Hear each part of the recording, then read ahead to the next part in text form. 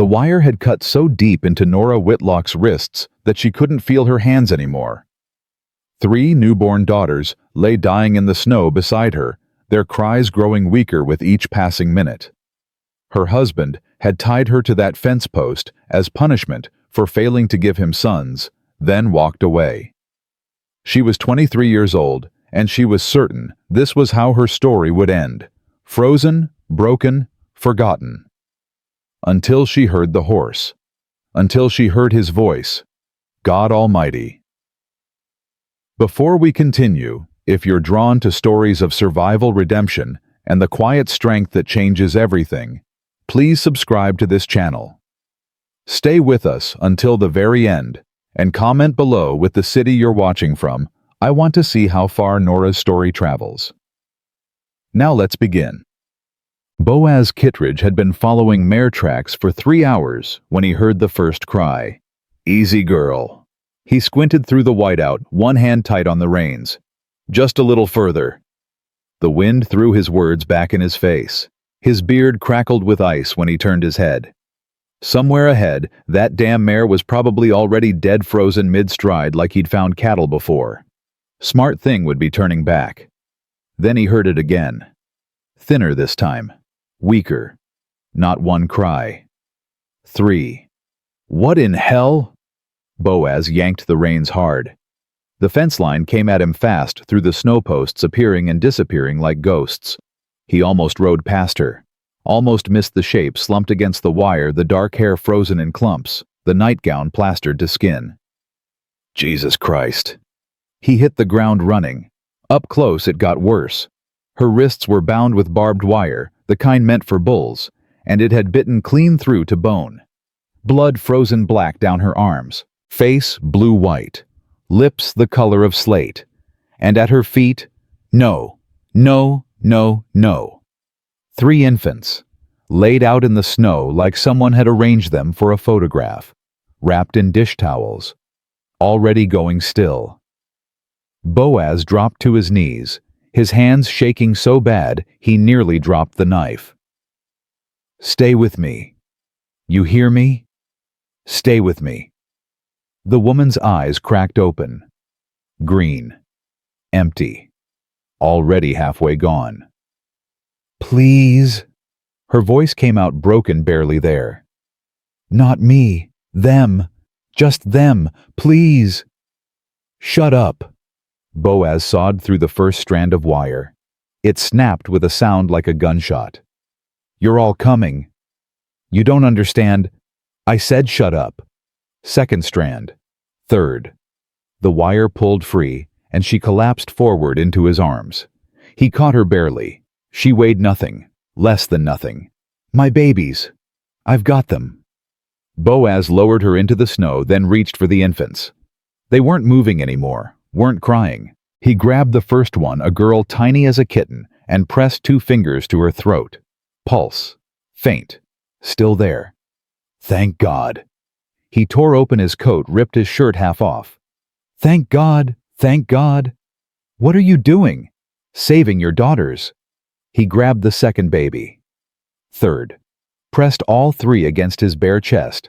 Felt their frozen skin burn like ice against his. Now hold on to me. I can't. You can. Boaz wrapped one arm around her waist, hauled her up. She folded like paper, her legs buckling. Come with me. Right now. Move. I'm sorry. Stop apologizing and grab the saddle horn. She did. Barely. Her fingers slipped twice before they found purchase.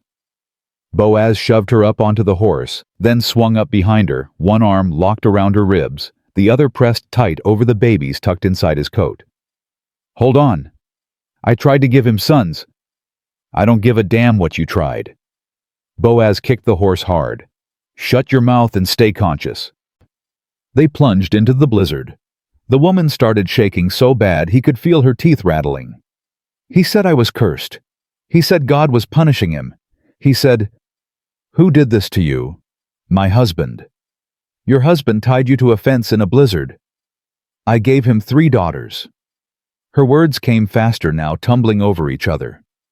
I prayed for sons. I did everything right. I went to church. I obeyed. I never complained. But they're all girls.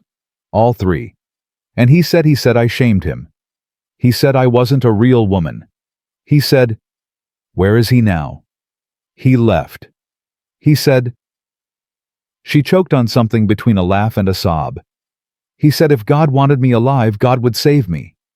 Boaz's jaw clenched so hard something popped. God sent me. That count. She went quiet. One of the babies moved against his chest. A tiny fist pressed into his ribs, then relaxed. Still alive. Still fighting. What are their names? Boaz had to raise his voice over the wind. They don't have names. What? He wouldn't let me name them. He said... Her voice cracked. He said there was no point naming things that wouldn't live. They're living right now. Are they? She tried to turn to see. Are they breathing? Please. They're breathing. Now face forward before you fall off this horse. If they die, they're not going to die. You can't know that. Yes, I can. Boaz pulled her tighter against him. The cold was getting worse. His hands were going numb. The horse stumbled, caught itself, kept moving. You know why? Why? Because 16 years ago my wife gave birth 6 weeks early in weather like this. Little girl. Came out blue just like yours. Midwife said she was already gone. Said there was nothing to be done. The woman went very still. I warmed her against my chest just like this, breathed into her mouth, rubbed her skin until my hands bled, and after an hour, 1 full hour, she cried. Boaz's voice got quieter, harder. Loudest damn sound I ever heard. What happened to her? Fever took her 3 days later. Silence. Just the wind, the creak of leather, the horse's labored breathing. I'm sorry, the woman whispered. Don't be sorry. Point is, you fight until you can't fight anymore. You understand. You don't give up just because someone told you it was hopeless. I'm so tired. I know. I don't think I can. You can. Stay awake. Talk to me. About what? Anything. Where are you from? Ohio. Originally. We came west 2 years ago. Chester, my husband. He wanted land. Wanted to build something. Wanted... Her voice faded. Keep talking. I'm cold. I know. Keep talking anyway. Will you really save them? I'm trying. Why? The question came out small, confused. You don't know us. We're nothing to you. Boaz stared ahead into the white chaos. My cabin's got 1 chair, 1 plate, 1 bed. Had it that way for 16 years because I didn't want anyone else around. You know what that makes me? Lonely. Selfish. He adjusted his grip on her. But maybe not today. The cabin appeared sudden through the trees, 4 walls, a chimney windows dark. Boaz had never been so grateful to see anything in his life. We're here. Hold on. He half fell, half jumped off the horse, dragging the woman with him. She couldn't stand, couldn't even try. He carried her 1 arm around her back, 1 hand pressed over the baby's, and kicked the door open so hard it slammed against the interior wall. Inside. Now. He laid her on the floor by the hearth. She curled on her side, shaking her frozen nightgown, crackling like paper. The babies, he opened his coat carefully, terrified of what he'd find.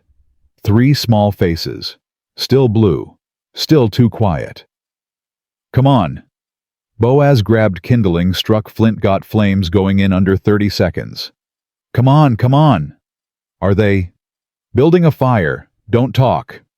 Wood caught. Flames spread. Heat bloomed into the frozen cabin. Boaz grabbed every blanket he owned, made a nest by the hearth, laid the babies down in the center. The smallest one twitched. There you go. Boaz covered them with his body, breathed warm air over their faces. That's it. Fight. Just like your mama. Fight.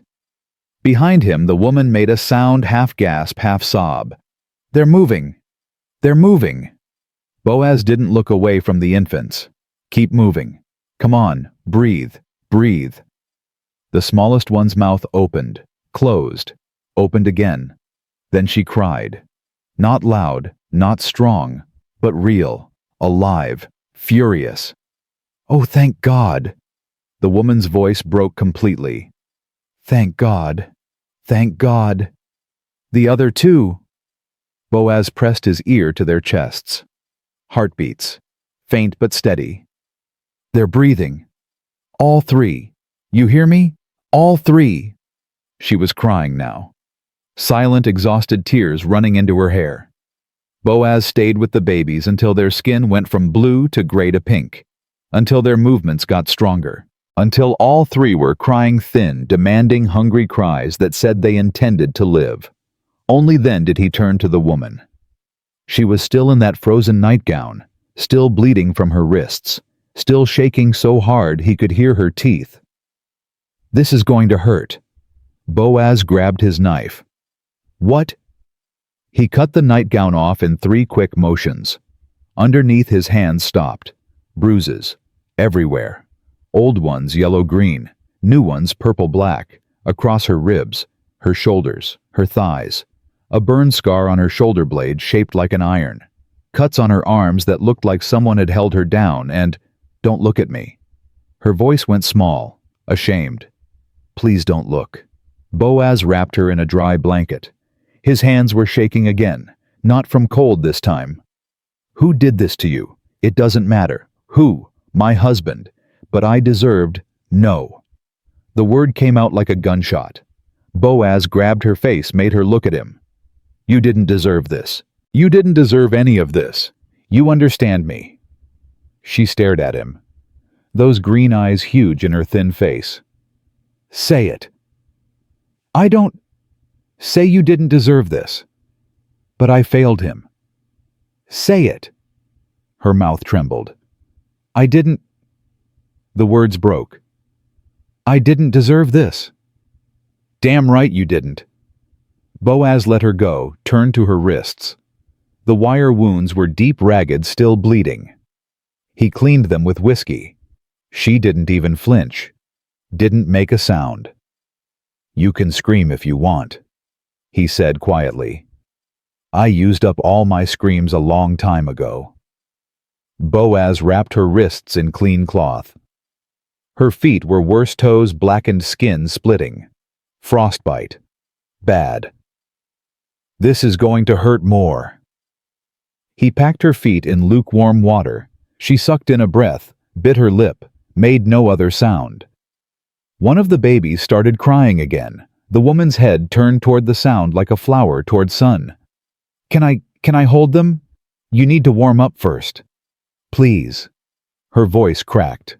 "I need to know they're real. I need..." Boaz looked at her, at the desperation in her face, the need. "All right." He brought the smallest baby over the one who'd cried first, the fighter. "Here, careful." The woman took her daughter like she was holding something holy. The baby squirmed, made a small sound, then quieted against her mother's chest. "Hi." The woman's voice went soft, wondering. "Hi, little one. I'm so sorry. I'm so sorry. Stop apologizing to your children." "But I couldn't protect them." "You're alive. They're alive. That's protecting them." Boaz brought over the other 2 babies. "Here, all 3. She cradled them against her chest, her face crumpling. "They need names." "Then name them." I don't know if I'm allowed." "You're their mother. You're allowed." She looked down at the 3 small faces. "June. For the month we were supposed to be happy." She touched the second baby's cheek. "Clara. After my grandmother. She would have fought for me if she'd lived." Then the third, the smallest, the fighter. "Belle. Because she's beautiful. Because they all are. Because..." Her voice broke. "Because I want them to know they're beautiful, even though their father said they weren't." Boaz felt something shift in his chest. Something that had been frozen for 16 years cracking open. "June. Clara. Belle." He went to his workbench, grabbed 3 pieces of cedar he'd been saving for nothing in particular. Started carving. Good names, strong names. What are you doing?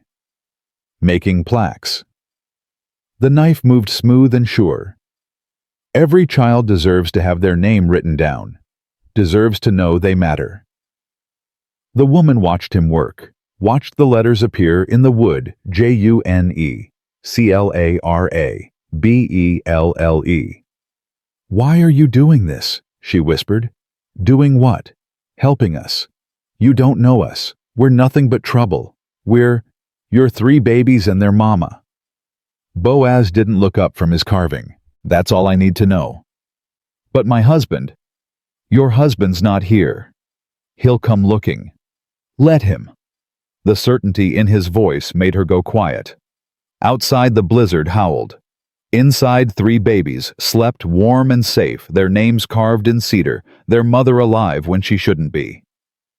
Boaz finished the plaques and set them on the mantel. June, Clara, Belle. 3 names that would change everything. The woman he still didn't know her name had fallen asleep. Her daughters cradled against her chest. Her face had lost that blue tinge. Her breathing had steadied. She'd live. They'd all live. Boaz sat on the floor with his back against the hearth and let himself think about what he'd done. He'd just brought 4 people into his life. 4 people who'd need feeding and clothing and protecting. 4 people who'd break the silence he'd built so carefully.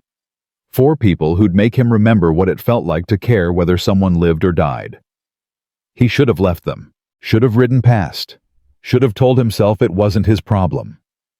But 16 years ago, his daughter had died in his arms, and his wife had followed 3 months later, her heart broken beyond repair.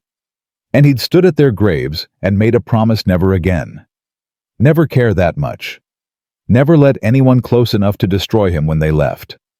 He'd kept that promise for 16 years. And now, in the space of 3 hours, he'd broken it. Stupid. He scrubbed his hands over his face. Goddamn stupid. One of the babies, Belle the little fighter, made a small sound in her sleep. Her tiny fist opened and closed, reaching for something. Boaz looked at that small hand, at the 3 names on the mantel, at the woman who'd apologized for surviving. Well, he spoke to the empty cabin, to the storm, to whatever force had made him hear that cry. Guess we're doing this. Outside, the blizzard raged. Inside, a man who'd thought he was done with second chances stared at 4 people who needed one. And somewhere in the darkness, a husband who'd left his wife to die had no idea what was coming for him. Because Boaz Kitridge was a patient man, a quiet man, a man who'd spent 16 years alone, carving an existence from silence and snow. But he was also a man who remembered every animal he'd had to shoot because cruelty had broken it beyond repair. Every foal born twisted because its mother had been worked to death. Every creature that had come to him bearing scars from human hands. And he was a man who had a very simple rule: you don't hurt things smaller than you. You don't hurt things that can't fight back. And you sure as hell don't tie a woman to a fence in a blizzard and leave her babies to freeze. The woman stirred in her sleep, whispered something that sounded like, please. Boaz reached out and adjusted the blanket around her shoulders. You're safe now. He didn't know if she could hear him. Said it anyway. Whatever that man did to you, wherever he is, it's done. You hear me? It's done. The fire crackled. The babies slept. And in that small cabin on Crescent Ridge, 4 lives were saved, and 1 man's isolation ended. June, Clara, Belle. 3 names that would echo through everything that came next. 3 names that would change a mountain, a town, and a giant of a man who'd forgotten how to hope. But first, they had to survive the night. Norah woke to the sound of wood splitting. For a moment, she didn't know where she was. The ceiling was wrong, rough timber instead of whitewashed plaster. The air smelled of pine smoke and something cooking. And she was warm. Actually warm. For the first time in months, maybe years, she wasn't cold. Then, memory crashed back, and she sat up so fast her head spun. "The babies!"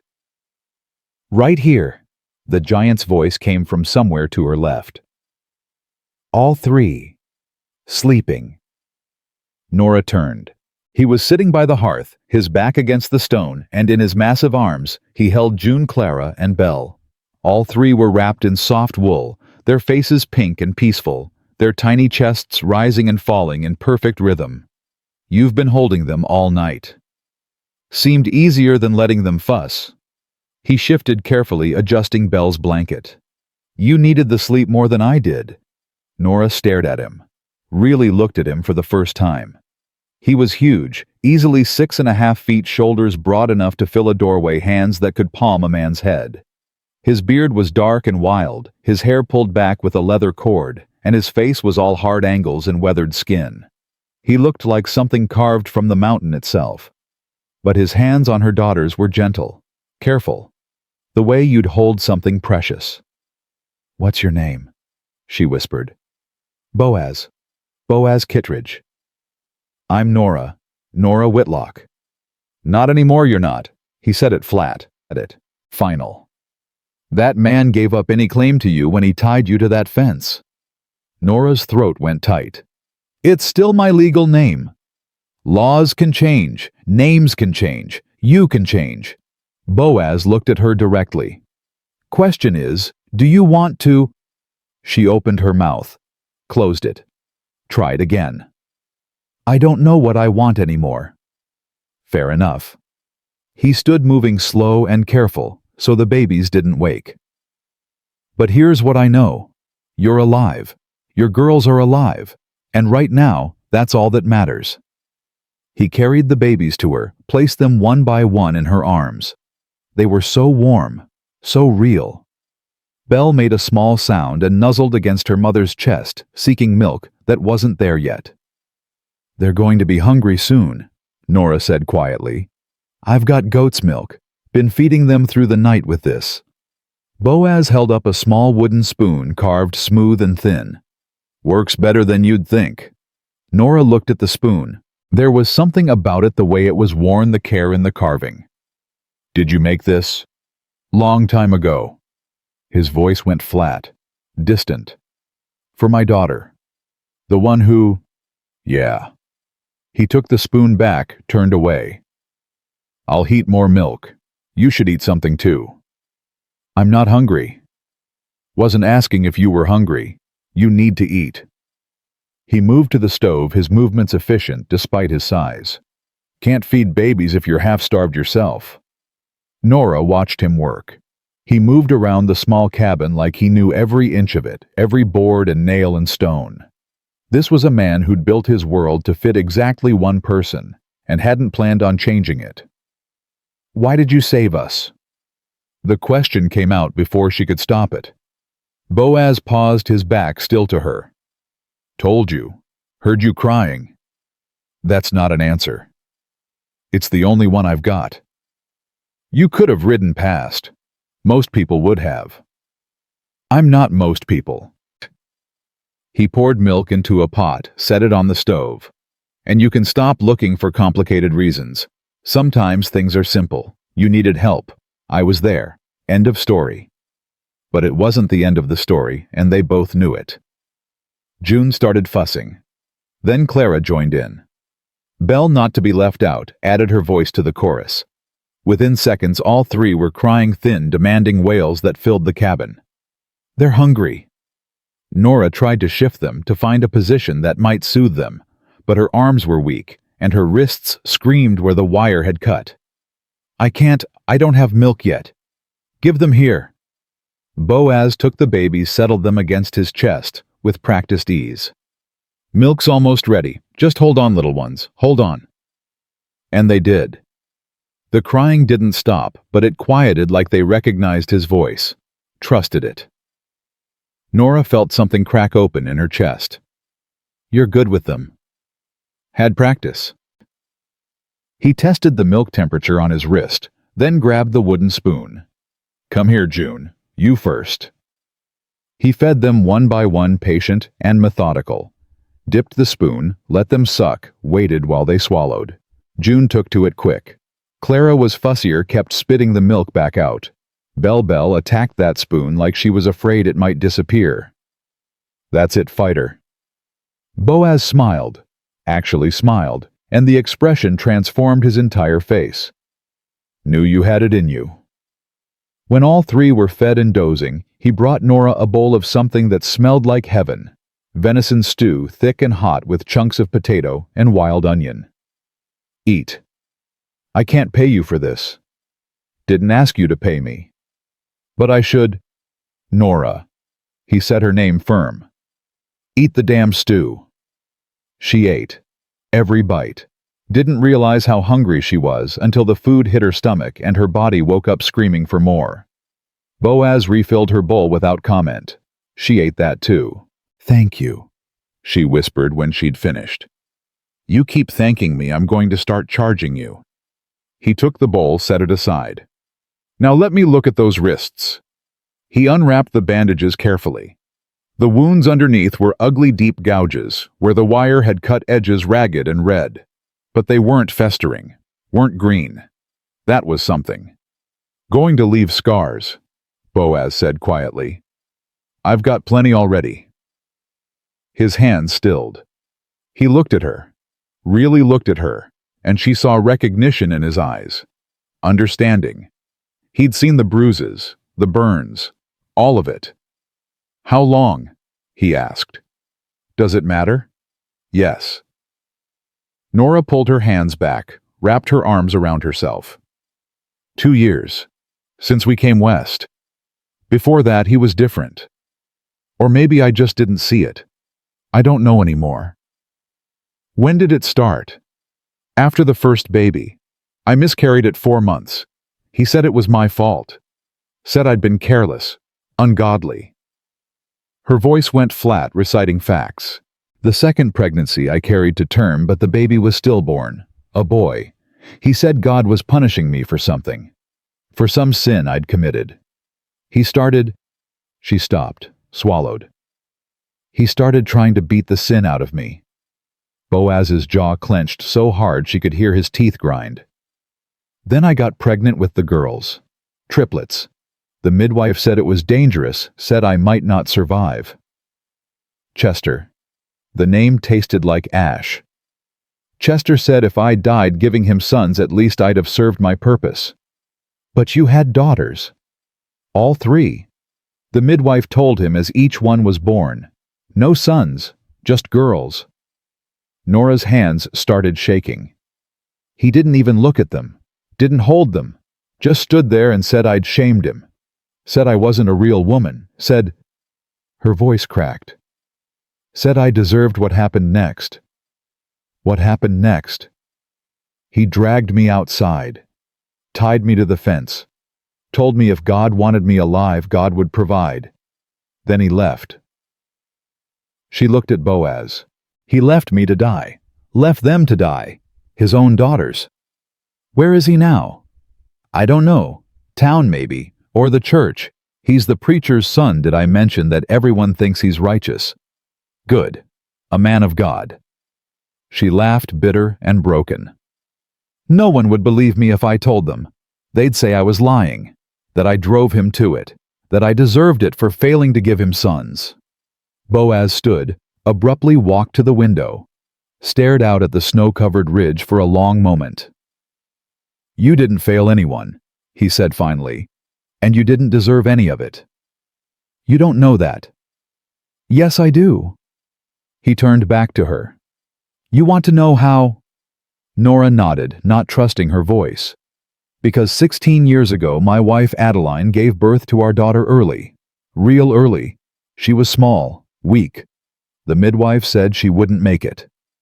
He crossed his arms, his face hard. But I didn't accept that. I fought for her. Did everything I could. And for 3 days she lived. 3 days my wife and I had with our girl. What was her name? Sarah. The name came out rough. Sarah May Kitridge. What happened? Fever. Came on fast. Nothing I could do. Nothing anyone could do. He looked away. Adeline blamed herself, said she'd done something wrong, said God was punishing her for some sin she couldn't even name. Sound familiar? Norah's throat closed. She died 3 months later.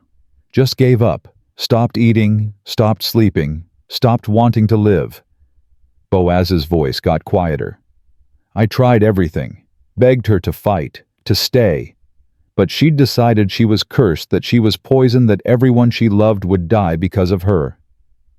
I'm sorry. Don't be sorry. Just understand something. He looked at her directly. Grief and guilt will lie to you. They'll tell you you're broken, cursed, wrong. They'll make you believe you deserve pain. But it's a lie, Norah. All of it. You're not cursed. You're not broken. You're just a woman who married the wrong man. Tears started sliding down Norah's face. She couldn't stop them. And those girls, Boaz gestured to the sleeping babies. They're not a punishment. They're not a shame. They're 3 human beings who deserve to live, who deserve a mother who fights for them. You understand? I don't know how to fight anymore. Then I'll teach you. He said it simple, final. Starting now. Over the next 3 days, Boaz taught her. He taught her how to feed the babies with the wooden spoon he'd carved for Sarah, how to warm goat's milk to the right temperature, how to tell which cry meant hungry and which meant tired and which meant something hurts, fix it now. He taught her how to change cloths, diapers, he called them. Though Norah had always heard them called clouts, and how to wash them in the big pot on the stove, how to make a sling from an old sheet so she could carry all 3 babies at once. He taught her where he kept things: the root cellar, the smokehouse, the well that never froze, the barn where the goats lived and the chickens roosted, and his mare, the one he'd been tracking that night, had finally come home on her own. Her name's Dancer, Boaz said, scratching the mare's nose. She's got more sense than I do. Knew enough to come back before the storm killed her. Unlike me. You didn't have a choice. He said it flat. She did. On the 4th morning, Norah woke to find him sitting at his workbench carving. She'd been watching him carve every night small wooden toys pieces for some project she couldn't identify letters and words that appeared like magic from raw cedar. But this was different. What are you making? She asked. Beads. He held up a string of small wooden spheres, each one carved with a single letter. June, Clara, Belle. For the babies. For you. He added another bead. This one was larger, carved with an N. So you remember. No matter what happens next. No matter who comes looking. These are your daughters. They have names. They have worth. And so do you. Norah took the necklace with shaking hands. The wood was smooth, warm, perfect. Each letter carved with such care it looked like printing. I don't know what to say. Don't say anything. Boaz went back to his carving. Just wear it. And remember. That afternoon, hoofbeats sounded outside. Norah froze the babies in her arms. Someone's coming. Boaz was already moving, grabbing his rifle from above the door. Stay inside. Don't come out unless I call you. Boaz. Stay inside, Norah. He stepped onto the porch, rifle loose in his hands. Norah pressed herself against the wall, heart hammering. Through the window she could see an old woman on a gray mare wrapped in furs, her face weathered as tree bark. Put that gun down, Boaz Kitridge. The woman's voice was sharp. I'm not here to cause trouble. Hester. Boaz lowered the rifle. What are you doing all the way up here? Looking for a woman. Hester dismounted stiffly. Norah Whitlock. You seen her? Silence. I know she's in there, Boaz. Saw the smoke from her clothes burning in your fire pit.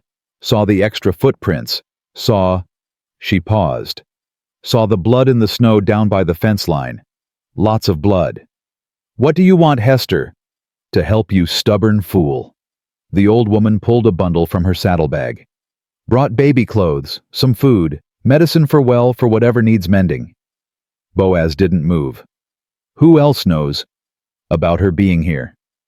No one yet, but her husband's in town, Boaz, going around telling everyone his wife went mad after childbirth, tried to kill the babies and herself, says he barely stopped her in time. Norah's breath caught. Says she ran off into the storm half-dressed out of her mind with fever and sin. Hester's voice went hard. Says he's getting a judge's order to have her committed, to take those babies somewhere safe. Over my dead body. Might come to that. Hester tied her horse. Chester Whitlock's got friends. Got the church behind him. Got people believing every word out of his lying mouth. And you're just the crazy mountain man who lives alone and talks to ghosts. I don't talk to ghosts. Don't you? Hester looked at him knowingly. Either way, you keep that girl here, you're going to have trouble. Real trouble. Let it come. Boaz. I said, let it come. His voice went cold. That man tied his wife to a fence in a blizzard and left her to die. Left 3 newborn babies to freeze. You think I'm going to hand her back to him because he's got a judge's signature? Hester was quiet for a moment. Then, can I see her? Boaz hesitated, then nodded. Norah, come out here. Norah stepped onto the porch, the babies clutched to her chest. Hester took one look at her, at the bandages on her wrists, at the way she held herself like someone expecting a blow, and her face went hard as stone. Child. The old woman's voice gentled. Let me see those wrists. Norah extended her arms. Hester unwrapped the bandages, examined the wounds, then looked at Boaz. Barbed wire. Yes, ma'am. And these bruises. Older. Boaz's jaw clenched. Weeks old, most of them. Hester wrapped the bandages back carefully. Then she turned to Norah. Your husband did this? Norah couldn't speak, could only nod. And the babies? He left them in the snow, said, Norah's voice cracked, said they weren't worth keeping because they were girls. Hester closed her eyes. When she opened them, they were bright with fury. That goddamn fool. He's coming for me, isn't he? Norah whispered. Yes. What should I do? Fight. Hester said it simple. You fight, child. You don't let him take you back. You don't let him take these babies. You fight with everything you've got. I don't know how. Then you learn.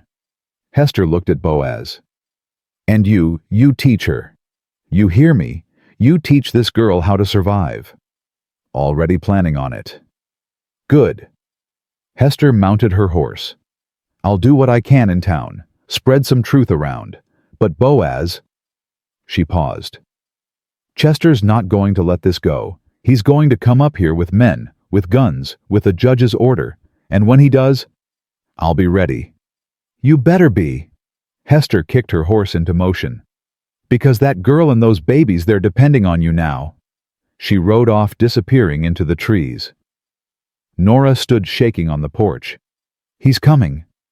Let him come. You don't understand. Chester, he's not like other men. He's... She struggled for words. He believes he's righteous. That God speaks through him. That anyone who opposes him is opposing God himself. And he'll do anything to prove he's right. Boaz looked at her. Then I'll do anything to prove he's wrong. You can't fight the whole town. Watch me. Boaz. Norah. He put a hand on her shoulder, gentle, steady. I didn't pull you out of that snow just to give you back to the man who put you there. You understand, you and those girls, you're under my protection now, and I don't give up what's mine. We're not yours. You are now. He said it simple, final. Soon as I cut those wires, you became mine to protect. That's how it works up here. You don't leave people to die, and you don't let monsters take back what they threw away. Tears started again. Norah couldn't stop them. Why are you doing this? Because 16 years ago, I didn't fight hard enough to keep my wife alive. Didn't see the signs. Didn't understand she was drowning until it was too late. His voice went rough. I won't make that mistake twice. He went inside, leaving Norah on the porch with her babies and her tears, and the terrible knowledge that somewhere in the valley below, her husband was planning his return. That night, Boaz started preparing. He boarded the windows from the inside, thick planks nailed across the glass, leaving only narrow slits to see through. He reinforced the door with iron bars. He brought in extra firewood, extra food, extra ammunition for his rifle. "What are you doing?" Norah asked. "Getting ready." "For what?" "For whatever comes next."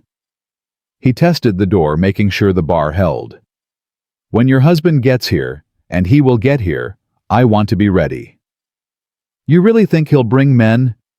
"I know he will. Men like that, they don't accept losing. Don't accept being wrong. They'll burn the world down before they admit they made a mistake." Boaz looked at her. "So we prepare, we plan, and we make damn sure he doesn't get what he wants." "And what does he want?" "Control." Boaz said it flat. "He wants you broken, wants you afraid, wants you to believe you belong to him." He crossed his arms. "We're going to show him different." "How?" "By you standing up when he arrives, by you looking him in the eye, by you saying no." Boaz knelt down so they were eye level. "Can you do that, Norah, when he comes, when he starts talking about God and duty and all the lies he's told himself? Can you stand up and say no?" Norah looked at her daughters, at June and Clara and Belle, sleeping peaceful and safe in their cedar-carved names. "Yes," she whispered. "Yes, I can do that." "Good." Boaz stood. "Then we're ready." But they weren't ready. Not for what came next. Not for the sound of horses 3 days later. Not for the voices loud, confident, righteous. Not for Chester Whitlock's voice cutting through the morning air like a knife. "Norah, I know you're in there. Come out right now." Norah's hands started shaking. The babies, sensing her fear, began to cry. Boaz grabbed his rifle. "Stay behind me." "Boaz!" "Stay behind me, Norah. No matter what happens, no matter what he says. You stay behind me." He opened the door. Chester Whitlock stood in the yard with 5 men behind him. He was tall, thin, dressed in black like he was heading to church. His face was handsome in a sharp, angular way. His eyes were blue and cold, and absolutely certain. "There she is." Chester's voice dripped false concern. "Norah, darling, thank God. We've been so worried." Norah said nothing, just pressed herself against Boaz's back. "Sir." Chester addressed Boaz now, his tone respectful. "I don't know what my wife told you, but she's not well. She had a difficult birth, 3 babies, you understand, and it's affected her mind. The doctor says it's not uncommon. Hysteria, delusions. She needs help, professional help. She needs to be away from you." Boaz's voice was flat, dangerous. Chester's smile didn't waver. "I understand you wanting to help. It's admirable, but Norah is my wife. Those are my children, and I have a legal right." "You tied her to a fence in a blizzard." Silence. "You tied her to a fence with barbed wire, took her newborn daughters, and left all 4 of them to freeze to death." Boaz's voice got quieter, more dangerous. "That's not hysteria. That's attempted murder. That's a lie." Chester's mask cracked just slightly. "She's confused. Delusional. She doesn't know what she's saying. I know exactly what I'm saying." Norah stepped out from behind Boaz. Her voice shook, but she kept going. "You beat me for 2 years, burned me, starved me, and when I gave you daughters instead of sons, you decided I deserved to die. You're sick, Norah." "I'm not sick." She held up her wrists, showing the wire wounds. "You did this. You tied me up and walked away. You said if God wanted me alive, God would save me." "And he did." Chester spread his hands. "He sent this good man to find you, to bring you back to your family?" "You're not my family." The words came out strong, clear. "You're my abuser, and I'm not coming back." Chester's face went cold. "You don't have a choice." "Yes, she does." Boaz raised the rifle. not pointing it. Not yet. But the threat was clear. She's choosing to stay here, with me, and those babies, they're staying too. You can't keep another man's wife. I can if that man tried to kill her. Boaz's finger moved to the trigger. Now get off my land. One of Chester's men, a thick-necked farmer, stepped forward. You threatening a man of God? I'm threatening a man who hurts women and babies. Don't give a damn if he calls himself God himself. We have a judge's order. Don't care. The farmer pulled a pistol. Put down the rifle. Boaz smiled. It wasn't a nice smile. You know what the difference is between you and me? What? I actually know how to use this thing. The farmer hesitated. The other men shifted nervously. Chester's face went red with rage. This isn't over, he hissed. Yes, it is. Boaz's voice went flat. Final. You made your choice when you left them to die. Now live with it. She's my wife. She's her own person, and she says no. Boaz cocked the rifle. Last chance. Get off my land. For a long moment nobody moved. The tension stretched tight enough to snap. Then hoofbeats sounded. Multiple riders coming fast. Sheriff Thomas Wade rode into the clearing, Hester right behind him, followed by 3 deputies. Stand down! The sheriff's voice cracked like a whip. Everybody stand down right now. Sheriff? Chester's voice smoothed instantly. Thank God you're here. This man is holding my wife against her will. Shut up, Chester. The sheriff dismounted, his face hard. I've been hearing some interesting stories about you. Stories? What stories? About a woman tied to a fence. About 3 babies left in the snow. About a man who walked away and didn't come back. The sheriff looked at Norah. Mrs. Whitlock, is that true? Norah's voice came out small but steady. Yes, sir. Show me your wrists. She did. The sheriff examined the wounds, his face getting harder with each second. Barbed wire. Yes, sir. And Chester did this. Yes, sir. The sheriff turned to Chester. You got anything to say? She's lying. I found her. Boaz interrupted. 4 days ago, tied to the fence line about 3 miles south of here. Wire cut into her wrists down to bone. 3 babies in the snow beside her, half frozen. She wasn't lying about anything. The sheriff looked at Chester. That true? I was trying to teach her a lesson. By leaving her to die. She needed to understand that you're a monster. The sheriff shook his head. Chester Whitlock, you're under arrest for attempted murder. You can't. I can and I am. The sheriff gestured to his deputies. Take him. Chester fought. Actually fought. Thrashing and screaming about God and righteousness and his rights as a husband. The deputies had to wrestle him to the ground, and even then, he kept screaming, You'll burn for this, Norah. You hear me? You'll burn, you and those bastard daughters.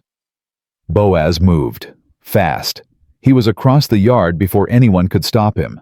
One massive hand wrapped around Chester's throat, lifting him half off the ground. You say one more word about those babies. Boaz's voice was soft, deadly. One more word, and sheriff or no sheriff, I'll snap your neck like kindling. Boaz. The sheriff's voice was calm. Put him down. Give me one reason. Because that woman and those babies need you more than they need you hanged for murder.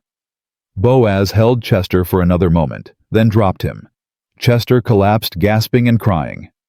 Get him out of here, the sheriff said quietly, before I let Boaz finish what he started. The deputies dragged Chester away. His men followed suddenly, wanting no part of this. Within minutes, the yard was empty, except for Boaz, Norah, the sheriff, and Hester. Mrs. Whitlock. The sheriff's voice gentled. You're safe now. I promise. Norah couldn't speak, could only nod. You'll need to come to town, give a statement. There'll be a trial. No. Boaz stepped between them. She's not going anywhere near that town. Not until she's ready.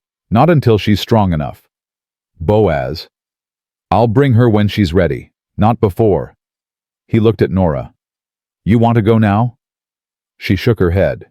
Hard. Then she stays. Boaz crossed his arms. Trial can wait. Justice can wait. Right now, she needs to heal. The sheriff looked like he wanted to argue. Then he saw Norah's face, white, shaking, terrified, and sighed. All right. But Boaz, you're responsible for her. You understand. Anything happens, it's on you. Already was. The sheriff nodded, then rode off. Hester stayed behind. That was stupid, she told Boaz. Which part? Threatening to kill a man in front of the sheriff. Worth it. Hester looked at Norah. You all right, child? I don't know.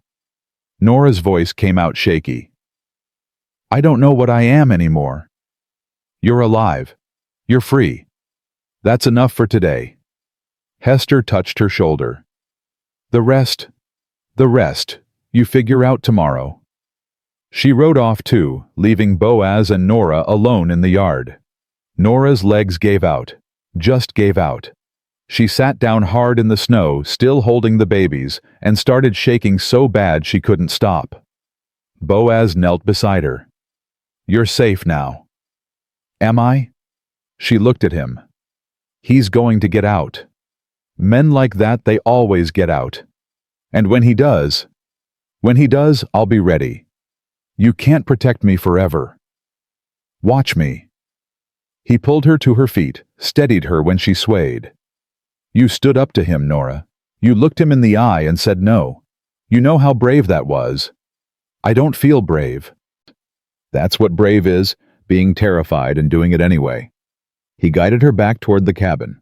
Now come inside, get warm, feed those babies, and let yourself breathe for the first time in 2 years. That night, Norah sat by the fire with her daughters and cried. Not sad tears, not scared tears. Something else. Something that felt almost like relief. Boaz sat across from her carving. Always carving.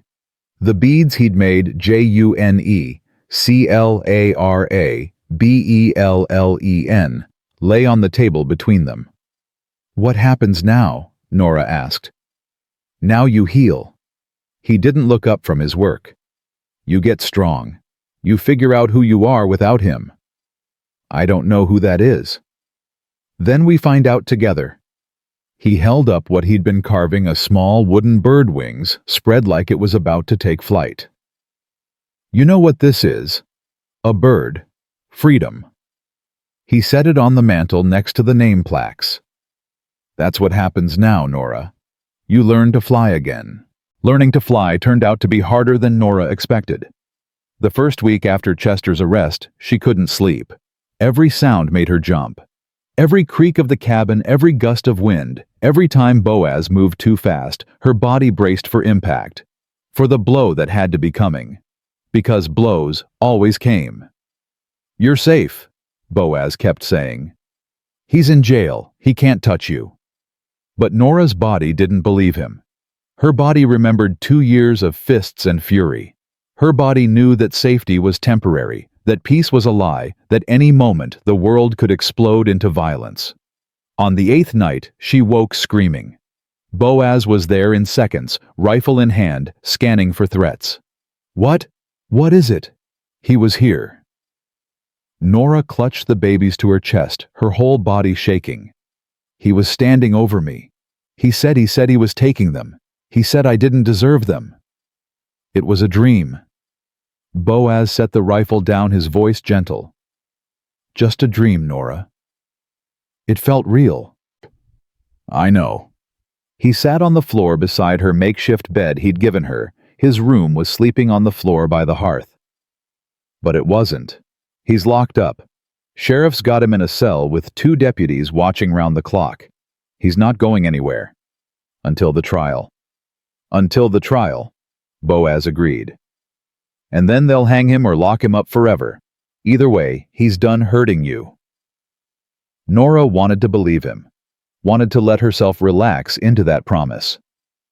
But every time she closed her eyes, she saw Chester's face, heard his voice, felt his hands. I can't do this, she whispered. I can't. I'm broken. He broke me. You're not broken. Boaz's voice was firm. You're healing. There's a difference. How would you know? Because I've been broken. He looked at the fire, his face shadowed. After Adeline died, I stopped living, stopped talking to people, stopped caring about anything except making it through one more day. Spent 16 years up here telling myself I was fine, I was strong, I didn't need anyone. He paused. That's not strength. That's hiding. And what's the difference? Strength is still being afraid but doing the hard thing anyway. Strength is waking up every morning even when you don't want to. Strength is... He gestured to the babies. Strength is feeding those girls and changing them and loving them even when you're so damn tired you can't see straight. That's not strength. That's just survival. Same thing. Boaz stood, moved to the stove. You want some tea? Hester brought herbs, said they help with sleep. I don't want to sleep. I don't want to dream. Then we'll sit up. Talk. He poured hot water over crushed leaves. Tell me about before. Before Chester. Who were you? Norah hadn't thought about that girl in so long she'd almost forgotten she existed. I was nobody. Farmer's daughter. Helped with the harvest. Took care of my younger brothers. Nothing special. What did you want to be? Want to be? The question confused her. Women don't get to want things. Sure they do. Boaz brought her the tea. What did you dream about when you were young before life got complicated? What did you dream? She thought back, way back, to a girl of 16 standing in a wheat field, watching storm clouds roll across an endless sky. I wanted to see things, go places. She laughed bitter. I wanted to matter, to be more than just someone's wife or someone's mother. I wanted to be... She stopped. That sounds stupid. No, it doesn't. Yes, it does. Women are supposed to want husbands, homes, children. That's what makes us good. That's what makes us... What makes you good is being kind, being brave, being strong enough to survive. Boaz sat across from her. The rest, that's just what other people tell you to want, so you'll stay small, stay manageable, stay quiet. You sound like a radical. Maybe I am. He smiled slightly. Or maybe I just spent too much time alone thinking about what actually matters. And here's what I figured out. It's not what other people expect from you. It's what you expect from yourself. I don't even know what I expect anymore. Then we figure it out. He said it simple, like it was easy. One day at a time, one choice at a time. Starting with right now, do you want to go back to sleep, or do you want to stay up and talk? Talk. The word came fast. Too fast. Please, I don't want to be alone with my thoughts. Then talk to me. Boaz settled back. Tell me about your brothers. You said you had brothers. So she did. Talked about James and Thomas and little David, who was only 8 when she'd married Chester and moved west. Talked about her mother, who died when Norah was 12, about her father, who'd worked himself into an early grave trying to keep the farm going. Talked about the girl she'd been quiet, obedient, always trying to be good enough, never quite succeeding. Chester noticed me at church, she said. I was 17. He was 24. Preacher's son, educated, handsome. Everyone said I was lucky. That a man like that, a godly man, a good man, wanted someone like me. She stared at her tea. I believed them. I thought if I could just be good enough, be perfect enough, he'd love me. Really love me. And when did you realize he didn't? After the first time he hit me. She said it flat. Matter of fact. We'd been married 3 months. I burned the roast. He said I was careless, wasteful. He said his mother never burned anything. He said I needed to learn. She touched her cheek, remembering. He apologized after. Brought me flowers. Said he was sorry, said it would never happen again. And I believed him. But it did happen again. Every time I failed. Every time I disappointed him. Every time I wasn't. Her voice cracked. Wasn't the wife he thought he deserved. Boaz was quiet for a long moment. Then, my father used to beat my mother. Norah looked up surprised. Not often. Maybe once a month. Always when he'd been drinking. Always when something went wrong. Crop failed. Cow died, neighbor said. Something he didn't like. Boaz's jaw clenched. And every time she'd make excuses. Say she provoked him. Say he didn't mean it. Say he was a good man, having a hard time. What happened? She died when I was 14, fell down the stairs, broke her neck. He looked at Norah directly. Everyone said it was an accident. I know better. Did your father? I don't know. Maybe he pushed her. Maybe she was running from him and missed a step. Maybe she was so tired of being scared that she just let go. He took a breath. But here's what I learned. Good men don't hit women. Don't matter if they're drunk or angry or disappointed. Don't matter if the woman burned dinner or talked back or failed to give them sons. Good men don't hurt the people they're supposed to protect. Chester said I made him do it. Said if I was better. Chester's a liar. Boaz said it flat. And you believing his lies doesn't make them true. Norah felt something shift in her chest. Some weight she'd been carrying for 2 years, getting just slightly lighter. How do I stop believing them? Practice. He stood, moved to his workbench. Every time your brain tells you you deserved it, you say no, out loud. You say I didn't deserve it. I'm not broken. I'm not worthless. You say it until your brain starts to believe it. That sounds like magic. It's not magic, it's work. He picked up a piece of wood, started carving. Same way I taught myself to stop hearing Adeline crying in the night. Same way I taught myself that being alone wasn't the same as being safe. Takes time, takes effort, takes saying the truth over and over until it sticks. And if it doesn't stick, then you keep saying it anyway. He looked at her over the wood. You think I woke up one day and decided to be fine? Hell no. I woke up every day for 16 years and chose to keep breathing. That's all you're doing, Norah. Choosing to keep breathing. Choosing to keep fighting. Choosing to believe you deserve better even when every voice in your head says you don't. Belle started fussing. Then June. Then Clara joined in, all three working themselves into a proper cry. They're hungry again. Norah moved to get up, winced as her wrists protested. They were healing, but slowly. Still hurt like hell every time she moved wrong. I'll get the milk. Boaz was already moving. You settle them. Over the next few minutes, they worked together, Boaz warming milk, Norah soothing babies, passing them back and forth with the practiced ease of people who'd been doing this for weeks instead of days. It felt almost normal, almost like a family. That thought scared Norah more than anything else. Boaz. She kept her eyes on June's face as the baby sucked milk from the wooden spoon. What happens when Chester gets out? He's not getting out. But what if he does? What if the judge? What if people believe him instead of me? What if? Then we deal with it. He said it calm. But Norah, listen to me. You're thinking about all the terrible things that might happen instead of dealing with what's happening right now. And right now, you're safe. The girls are safe. Chester's locked up and the sheriff knows the truth. That's enough for today.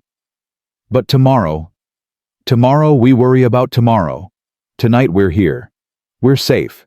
We're together. He touched her shoulder, brief and gentle. Stop borrowing trouble from the future. Norah tried, really tried. But the fear lived in her bones now, and bones were hard to change. 2 weeks after Chester's arrest, Hester rode up with news. Trial set for next month, she announced, stepping into the cabin without knocking. Judge Harper presiding. He's fair mostly. Doesn't care much for wife beaters. Mostly fair. Norah's stomach clenched. What does that mean? means he follows the law. And the law says a man's got rights over his wife and children. Hester set down a basket of supplies. But it also says attempted murder's attempted murder regardless of who you're trying to kill. Will I have to testify? Yes. Hester's voice was firm. You'll have to stand up in front of God and everybody and tell them what he did. Every detail, every bruise, every broken bone, I can't. Norah backed away. I can't stand up there and everyone will be looking at me, judging me, thinking I deserved it. They won't. Yes, they will. Her voice rose. You know they will. They'll say I provoked him, that I failed as a wife, Norah. Boaz's voice cut through her panic. Look at me. She did. His face was steady, calm. You're going to testify. You're going to tell the truth, and you're not going to apologize for surviving. He said each word clear, distinct. You understand? I'm scared. I know. That's why I'm coming with you. You can't. I can and I will. He crossed his arms. You think I'm letting you walk into that courtroom alone after everything not happening? Boaz, if people see us together, if they think... Norah struggled for words. I'm still legally married. If they think you and I are that, I don't give a damn what they think. His voice went hard. You need support. I'm giving it. End of discussion. Hester watched this exchange with sharp eyes. You two are playing a dangerous game. What game? Boaz turned to her. The one where a married woman lives alone with a single man and everyone pretends not to notice. Hester raised an eyebrow. People are already talking, Boaz. Saying Norah ran straight from one man's bed to another. Saying those babies might not even be Chester's. Saying lies. Boaz's jaw clenched. And I don't care. Well, you should care. Because if the judge thinks Norah's morally compromised, if he thinks she left Chester for you. She didn't leave Chester. Chester tried to kill her. And you think that matters to people? Hester's voice turned sharp. You think facts matter when there's good gossip to spread? Wake up, Boaz. This woman's reputation is being dragged through the mud right now. And you living with her, taking care of her, playing house with her babies, you're making it worse. Silence fell over the cabin. Norah felt her face burning. I should leave. No. Boaz said it flat. I'm causing you trouble. I don't care. But your reputation? I live alone on a mountain. I don't have a reputation. He looked at Hester. Is there a legal problem? Can the judge use this against her? Hester hesitated. Maybe. If Chester's lawyer's smart, he'll argue that Norah was having an affair, that she tried to kill herself and the babies because she couldn't handle the guilt. That you're the real father and... Those babies are 3 weeks old. Boaz's voice went cold. I met Norah 3 weeks ago when I pulled her half-frozen body off a fence. Anyone with eyes can see the timeline doesn't work. Logic doesn't always matter in court, Hester sighed. But you're right, the timing's clear. Still, you need to be careful, both of you. No inappropriate behavior. No, she waved her hand. No appearing like you're anything other than a good Samaritan helping a woman in need. That's all I am, Boaz said. But when he said it, he didn't look at Hester. He looked at Norah. And something in his eyes made her chest tight. After Hester left, Norah couldn't stop thinking about what she'd said. About gossip and reputations, and how the world saw women who didn't follow the rules. I'm ruining your life, she said that evening as they fed the babies. You're not. I am. People are talking, saying terrible things. And you've lived here peacefully for 16 years. Now everyone's going to think, I don't care what they think. You should. Norah looked at him. You saved my life. You've been nothing but kind. And now people are going to say, we're... Say it. Having relations. Her face burned. People are going to say we're having relations and that I'm a whore who left her husband for you. Boaz set down the milk. His face was carefully blank. And that bothers you. Of course it bothers me. Her voice cracked. It's not true. You've been completely proper. You gave me your bed. You sleep on the floor. You've never even touched me except to help with medical things. And now people are going to think, Norah. He interrupted her. Do you trust me? What? Do you trust me, yes or no? Yes.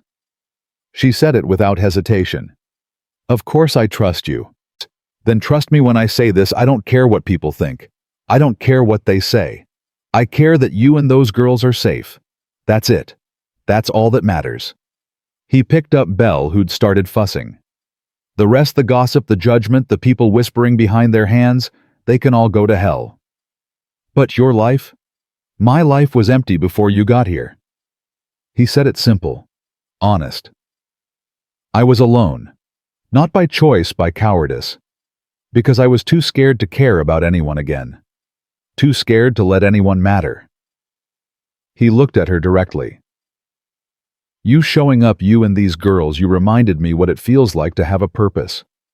To have people who need me. And I'm not giving that up because some small-minded fools want to gossip.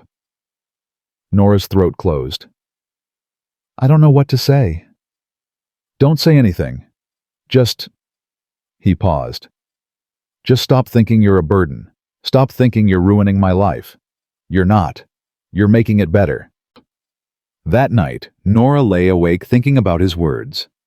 About purpose and need and what it meant to matter to someone.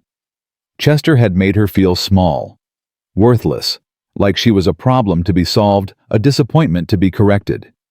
Boaz made her feel... She didn't have words for it yet, but it was something like hope. The trial loomed closer. Sheriff Wade came by twice to take statements to document Norah's injuries to build his case. Each time, Norah had to relive that night, the cold, the pain, the certainty that she was going to die. You're doing good, the sheriff said after the second interview. Real good. The judge is going to see those scars and know Chester's lying. What if he doesn't? Norah's hands shook. What if people believe Chester instead? Then we appeal. We fight. We don't give up. Sheriff Wade put his hat back on. Mrs. Whitlock, I've seen a lot of bad men in my time. Chester's one of the worst.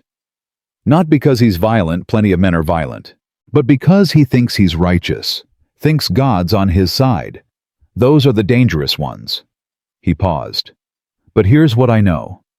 The truth has a weight to it. And lies, even pretty lies, eventually collapse under their own rot. After he left, Boaz found Norah sitting on the porch, staring at nothing. You all right? No.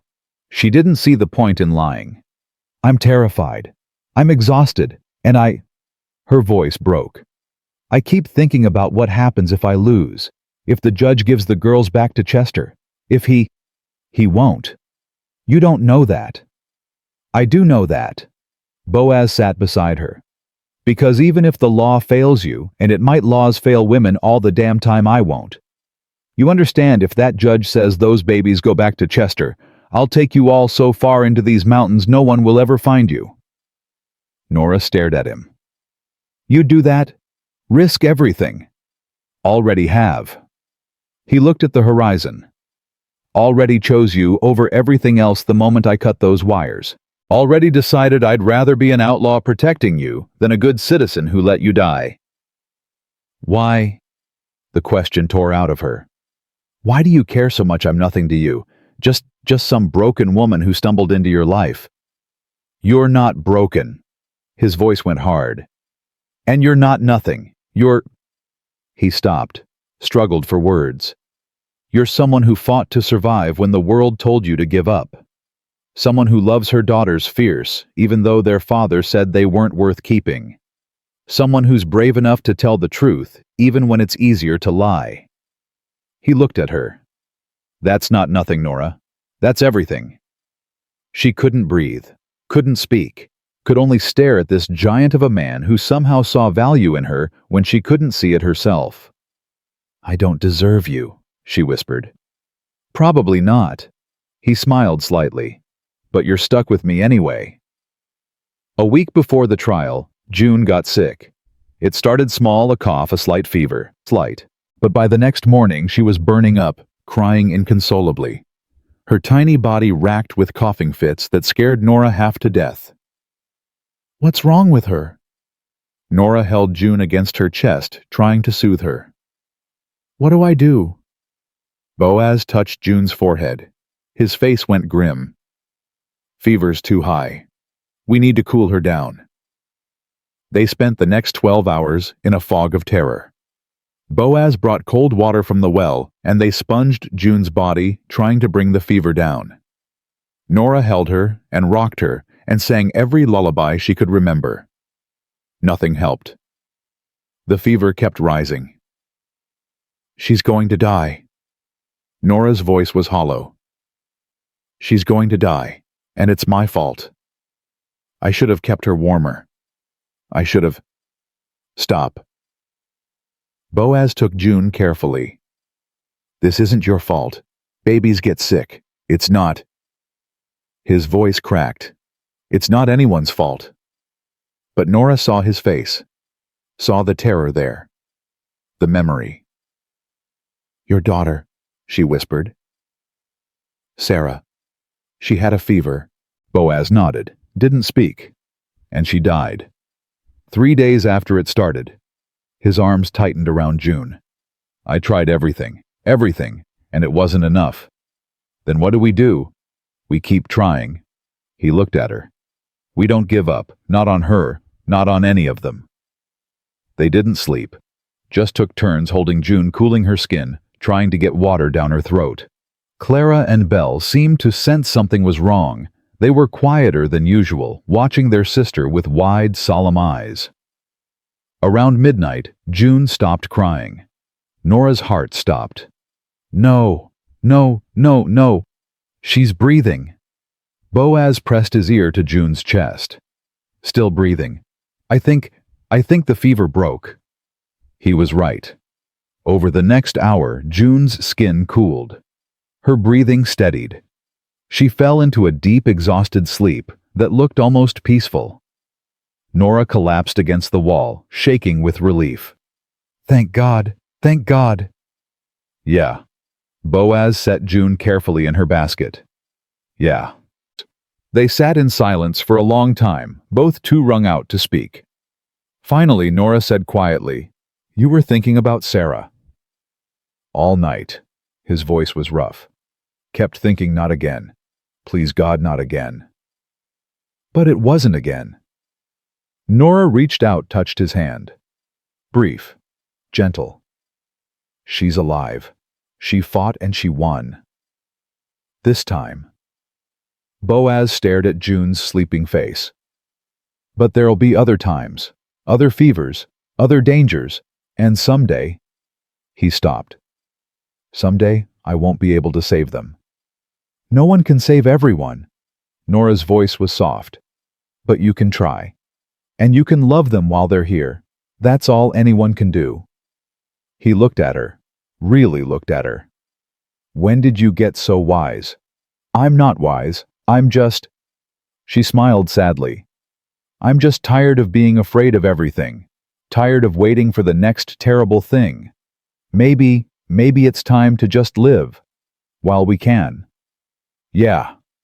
Boaz's hand turned, his fingers tangling briefly with hers. "Maybe it is."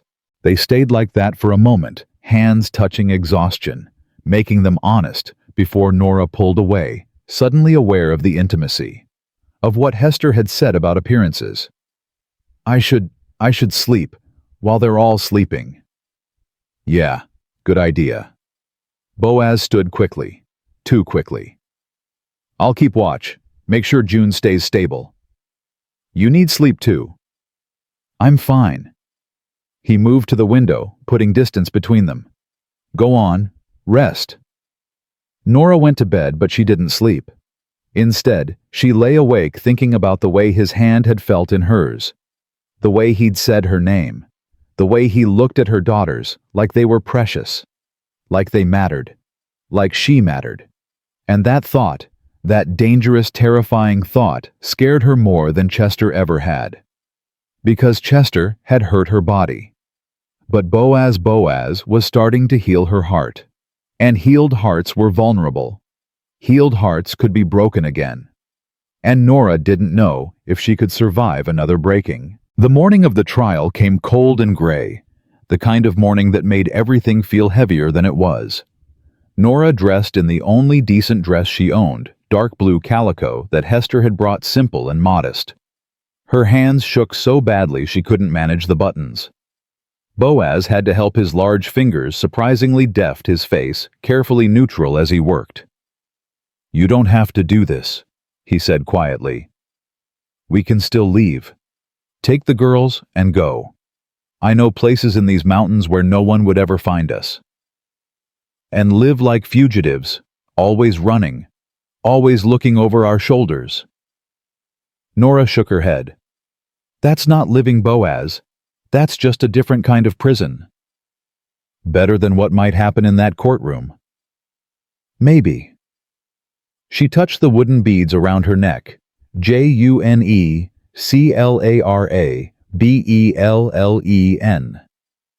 "But I need to do this. I need to stand up and tell the truth. Not for the judge or the town or even for justice. For me. So I can look at my daughters someday and tell them their mother wasn't a coward." Boaz's jaw tightened. "You've never been a coward. Then I need to prove it, to myself." She took a breath. "Are the girls ready?" "Hester's watching them. Said she'd bring them if the judge asks to see them, otherwise they stay at her place." He grabbed his coat. "You sure about this?" "No." Norah tried to smile. Failed. "But I'm doing it anyway." The ride to town was silent. Boaz kept his horse close to hers, a steady presence that should have been comforting, but somehow made everything feel more real, more final. By the time they reached Crescent Ridge's main street, Norah's stomach was in knots. People stared, whispered behind their hands, pointed. A few women turned away deliberately, skirts swishing with judgment. One man spat in the dirt as they passed. "Ignore them," Boaz said low, eyes forward. "You're not doing anything wrong." But it felt wrong. Felt like every eye was stripping her bare, seeing all her failures, all her shame, all the ways she'd failed to be good enough. The courthouse was packed, every bench full, people standing along the walls, more crowding the doorway. Norah's breath caught when she saw Chester sitting at the defendant's table, dressed in his Sunday best, his face calm and righteous. He looked like a martyr, like someone wrongly accused. He looked like the man she'd married before she'd learned what lived underneath. "I can't do this." Norah stopped in the aisle. "I can't, everyone's looking at me." "Let them look." Boaz's hand pressed against her lower back, firm and steadying. "You're stronger than their stares. Come on." Sheriff Wade had saved them seats near the front. As Norah sat, Chester turned and looked directly at her. His eyes were cold, empty. Then he smiled, small and knowing, and mouthed two words, "You're mine." Norah's blood turned to ice. "Don't look at him," Boaz said. "Don't give him the satisfaction." But she couldn't look away. Couldn't stop seeing that smile, that certainty, that absolute conviction that he'd already won. "All rise." The bailiff's voice cut through her panic. "The Honorable Judge Marcus Harper presiding." Judge Harper was an older man, gray-haired and stern, with eyes that missed nothing. He took his seat, surveyed the courtroom, then nodded to the prosecutor. "The Territory calls this court to order in the matter of Territory versus Chester Whitlock. Mr. Whitlock stands accused of attempted murder of his wife Norah Whitlock and their 3 infant daughters." The prosecutor, a thin man named Davidson, stood. "Your Honor, the Territory will prove that on the night of January 14th, 1879, Mr. Whitlock deliberately bound his wife to a fence with barbed wire, removed her newborn children from her care, and left all 4 to die of exposure during a blizzard." Murmurs rippled through the courtroom. Chester's lawyer, a well-dressed man from Denver named Harrison, stood smoothly. Your Honor, the defense will prove that Mrs. Whitlock, suffering from severe hysteria following a difficult childbirth, became a danger to herself and her children. Mr. Whitlock, acting out of love and desperation, attempted to restrain her until help could arrive. Any injuries Mrs. Whitlock sustained were the result of her own violent struggling, not deliberate cruelty. Liar! The word escaped Norah before she could stop it. The judge's eyes fixed on her. Mrs. Whitlock, you'll have your chance to speak. Until then, silence in my courtroom. Yes, Your Honor. Her voice came out small, ashamed. The prosecution began. Sheriff Wade testified first, describing the scene where Boaz had found Norah, the fence line, the wire, the blood, the 3 babies nearly frozen. He showed photographs that made several women in the gallery gasp, showed the wire itself stiff with dried blood. And in your professional opinion, Sheriff, could these injuries have been self-inflicted? No, sir. Wade's voice was firm.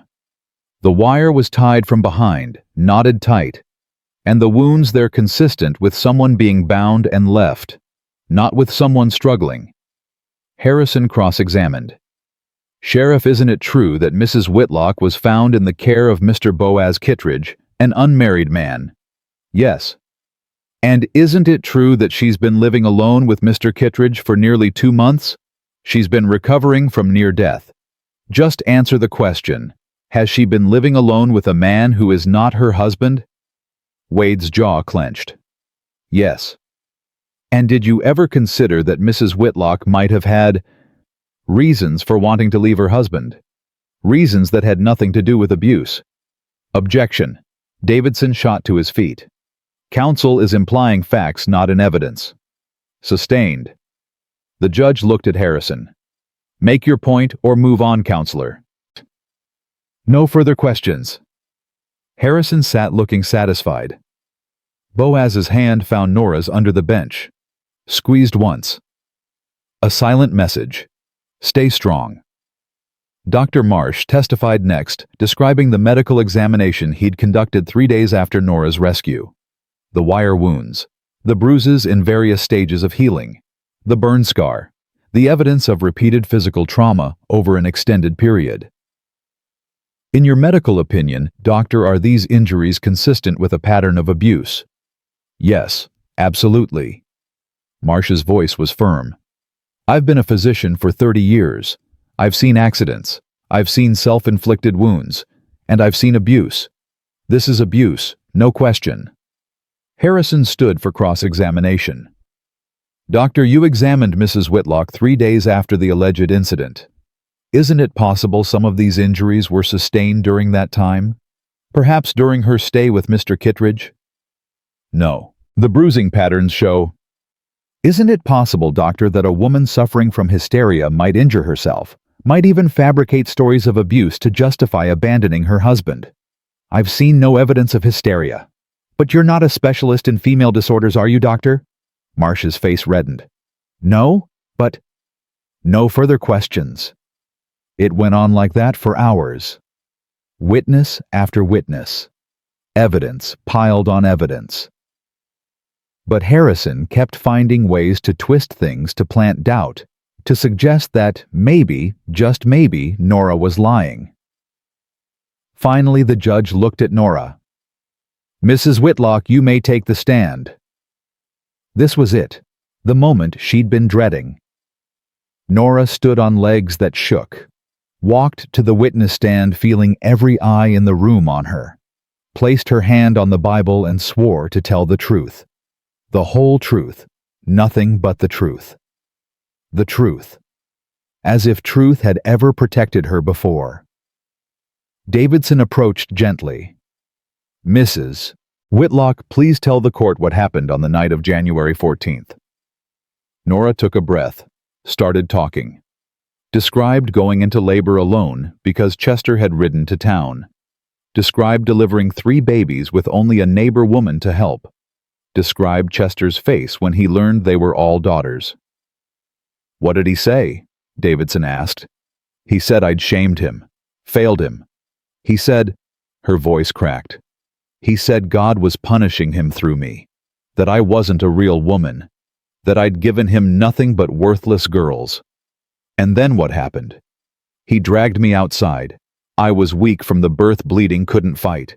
He tied me to the fence with wire, took the babies and laid them in the snow. Then She stopped, swallowed. Then he walked away. Did he say anything before he left? He said if God wanted me alive, God would provide. If God wanted the babies alive, God would save them.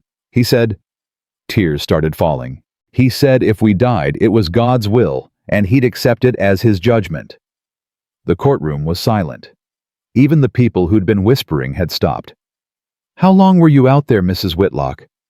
I don't know. Hours. It felt like forever. The cold, I couldn't feel my hands anymore. The babies stopped crying. I thought... Her voice broke completely. I thought we were all going to die.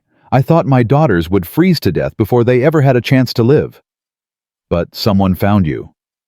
Boaz, Mr. Kitridge. He was tracking his horse through the storm and he heard the babies crying.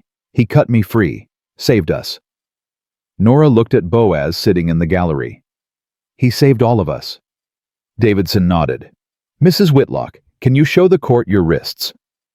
Norah extended her arms. The scars were stark against her pale skin, deep, ugly, impossible to ignore. And can you tell us about the other injuries Dr. Marsh documented? So she did. Told them about the beatings, the burns, the broken ribs, the nights Chester had locked her in the cellar for hours, days, until she apologized for whatever she'd done wrong. The way he'd controlled every aspect of her life, what she ate, what she wore, who she talked to when she slept. And did you ever try to leave? Where would I go? Norah's voice was hollow. I had no money, no family nearby, and Chester, he made it clear that if I tried to leave, he'd find me. He'd bring me back, and it would be worse. Did you believe him? Yes.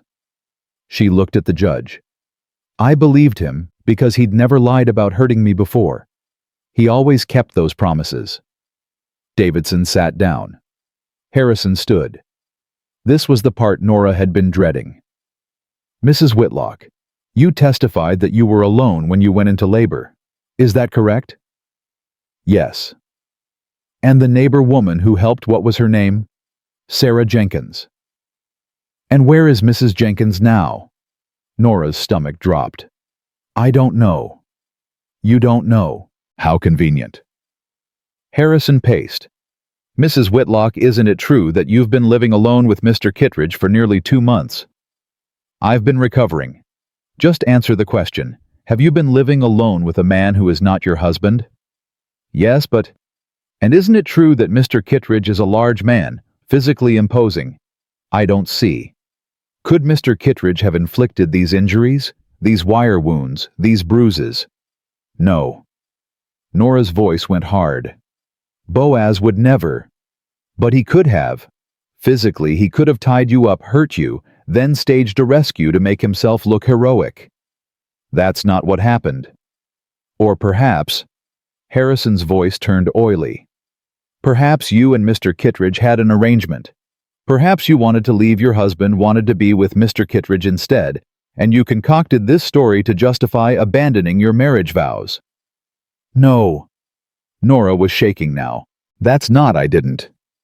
Then explain to the court why you would choose to stay with a strange man rather than return to your lawful husband. Because my husband tried to kill me. The words came out loud, clear. Because he beat me for 2 years. Because he tied me to a fence and left me to die. Because I would rather die than go back to him. Even if it means living in sin with another man. I'm not living in sin. You're an unmarried woman living alone with an unmarried man. What would you call it? I'd call it survival. Norah stood, her hands gripping the rail. I'd call it choosing life over death. I'd call it protecting my daughters from a man who called them worthless. And if that makes me a sinner in your eyes, counselor, then I'll burn in hell gladly, rather than let Chester Whitlock touch my children again. The courtroom erupted. The judge banged his gavel. Harrison smiled like he'd just won. No further questions, Your Honor. Norah stumbled back to her seat. Boaz caught her arm, steadied her. You did good, he whispered. I lost my temper. You told the truth. That's all you could do. But Norah wasn't sure truth was enough. Not when lies were prettier. Not when the truth made her look wild and desperate and wrong. Chester took the stand next. He was perfect. Calm. Sorrowful.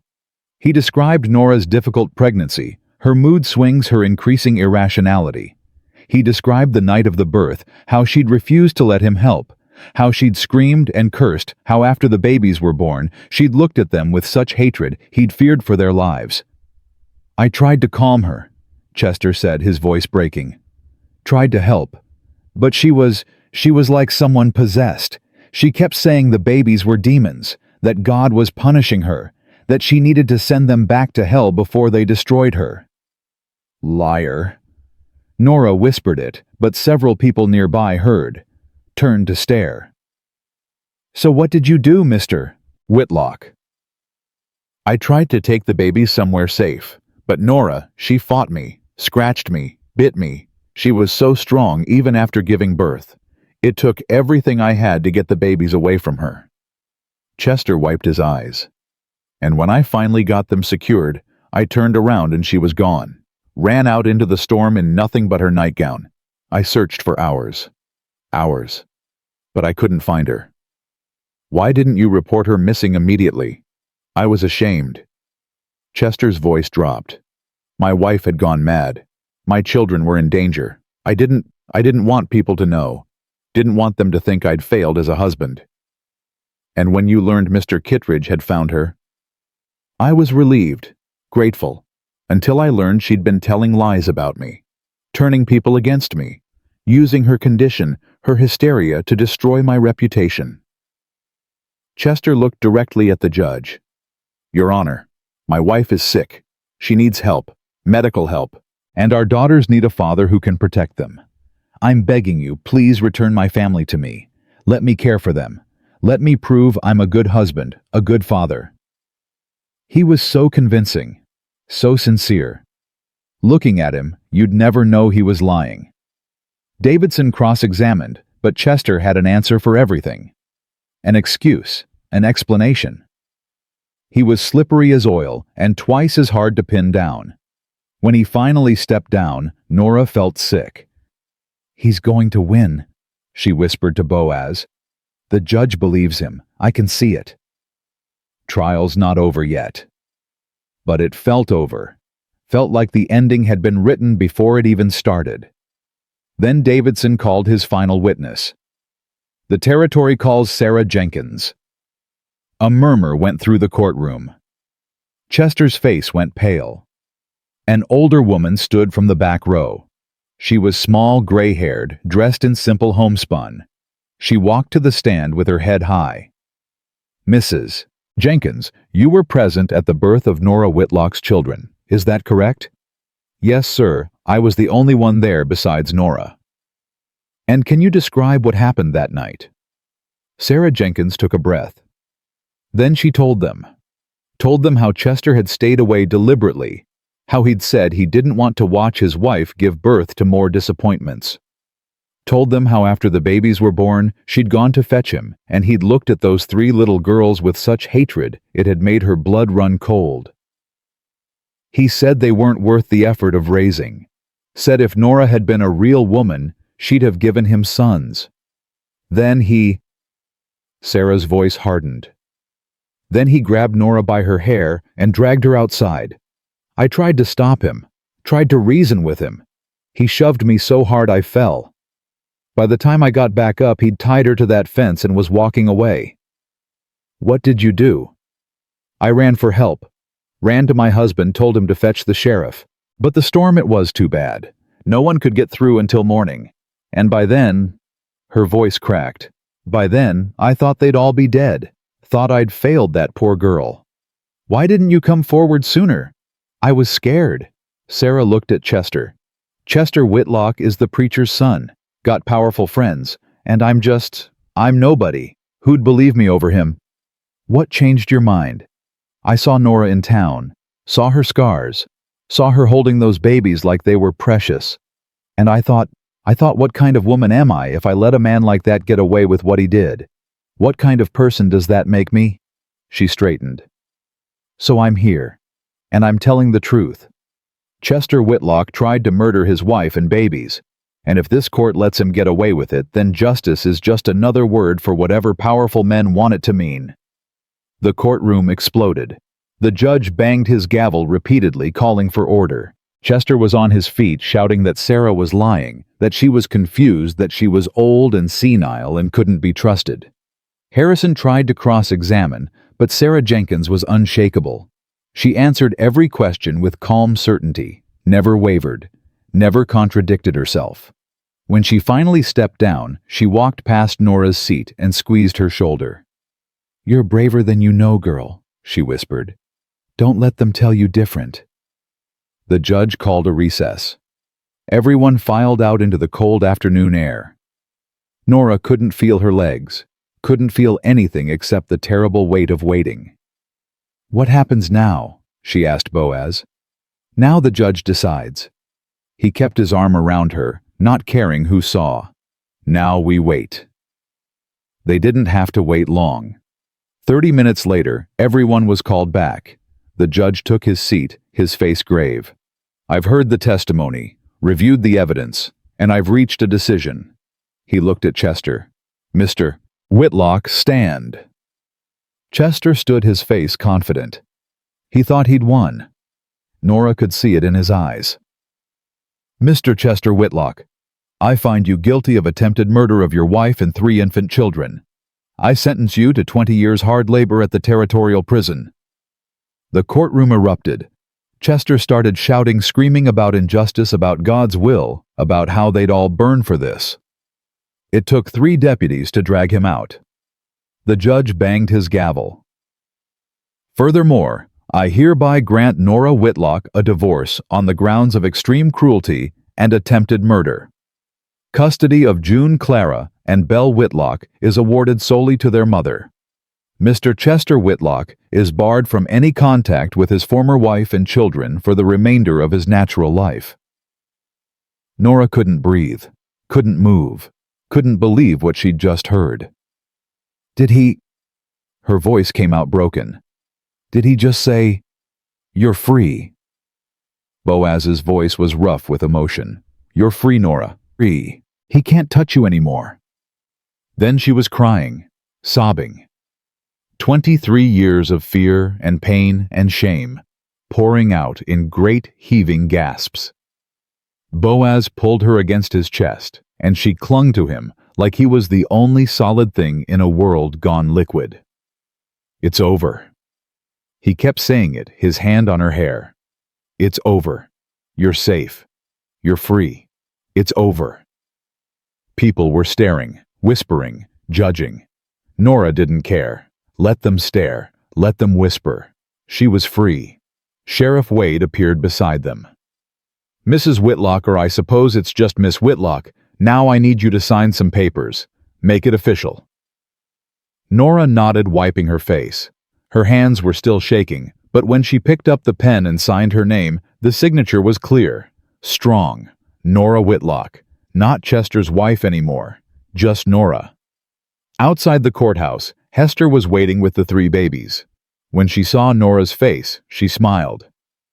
"You did it, girl. We did it." Norah took her daughters, held them close. "All of us." The ride back to the mountain was quiet, peaceful. The sun was setting, painting the snow gold and pink. Norah held the babies close and let herself feel it. The relief, the exhaustion, the strange lightness of not being afraid anymore. "What happens now?" she asked as Boaz's cabin came into view. "Now?" He looked at her. "Now you decide. You're free, Norah. Free to go wherever you want. Be whoever you want. The world's open to you." "What if—" She stopped, started again. "What if I want to stay here with you?" Boaz's hands tightened on the reins. "You sure about that?" "No." She laughed, shaky and honest. "I'm not sure about anything. But I feel safe here. The girls are safe here. And you?" She looked at him. "You make me feel like maybe I'm worth something. Like maybe I'm more than just what happened to me. You've always been more than that." "I'm starting to believe it." She touched the wooden beads around her neck. "So if you'll have us, if you don't mind 4 more mouths to feed, and a woman who wakes up screaming sometimes, and 3 babies who cry at all hours." "I'd be honored." Boaz's voice was rough. "I'd be hell, Norah. You and these girls are the best thing that's happened to me in 16 years. Of course I want you to stay. Even with all the gossip, all the trouble. Especially with the trouble." He smiled. "Turns out I like having a purpose again. Like having people who need me. Like..." He paused. "Like not being alone anymore." "Me too." Norah smiled back. "Me too." They rode the rest of the way in comfortable silence. And when they finally reached the cabin, when Boaz helped her down, and she stood with her daughters in her arms, looking at this small, sturdy home that had saved her life, Norah felt something she hadn't felt in years. Hope. Real hope. The kind that maybe, just maybe, meant happy endings were possible after all. Hope, Norah learned, was harder to live with than fear. Fear was familiar. Fear told you what to expect, how to move, when to duck. Fear was a companion that whispered constant warnings: don't trust this, don't hope for that, don't believe it when things feel good, because good things never last. Hope was different. Hope made you vulnerable. Made you imagine futures that might never come. Made you want things you'd spent years teaching yourself not to want. And Norah wanted. God help her, she wanted.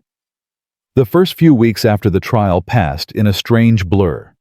Norah kept waiting for something terrible to happen, for Chester to escape, for the judge to change his mind, for someone to take her daughters away. But nothing happened. Days turned into weeks. Winter started loosening its grip. And slowly, impossibly, Norah began to believe she might actually be safe. The girls were growing. June had recovered completely from her fever and was the loudest of the 3, always demanding attention with lusty cries that could wake the dead. Clara was quieter, more watchful, her dark eyes following everything with solemn curiosity. And Belle was still the fighter, always squirming, always reaching for more, never satisfied with just existing when she could be exploring. "They're going to be handfuls when they're older," Boaz said one morning, watching Belle grab his finger and try to pull it into her mouth. Strong-willed, all 3 of them. Good. Norah was kneading bread dough, her hands finally strong enough for the work. "I want them strong. Want them to know they can fight for what they need." "They'll know." Boaz looked at her. "They've got you for a mother. That's all the lesson they need." Norah's hands stilled. "I don't know how to be a good mother. Chester always said..." She stopped, shook her head. "I'm still letting him into my head, still hearing his voice. That'll take time to fade." "How much time?" "However long it takes." Boaz stood, moved to the stove. "You want some coffee?" "I want to stop feeling like I'm waiting for the world to end." He poured 2 cups, brought one to her. "That feeling that's not going away tomorrow, or next week, or even next month.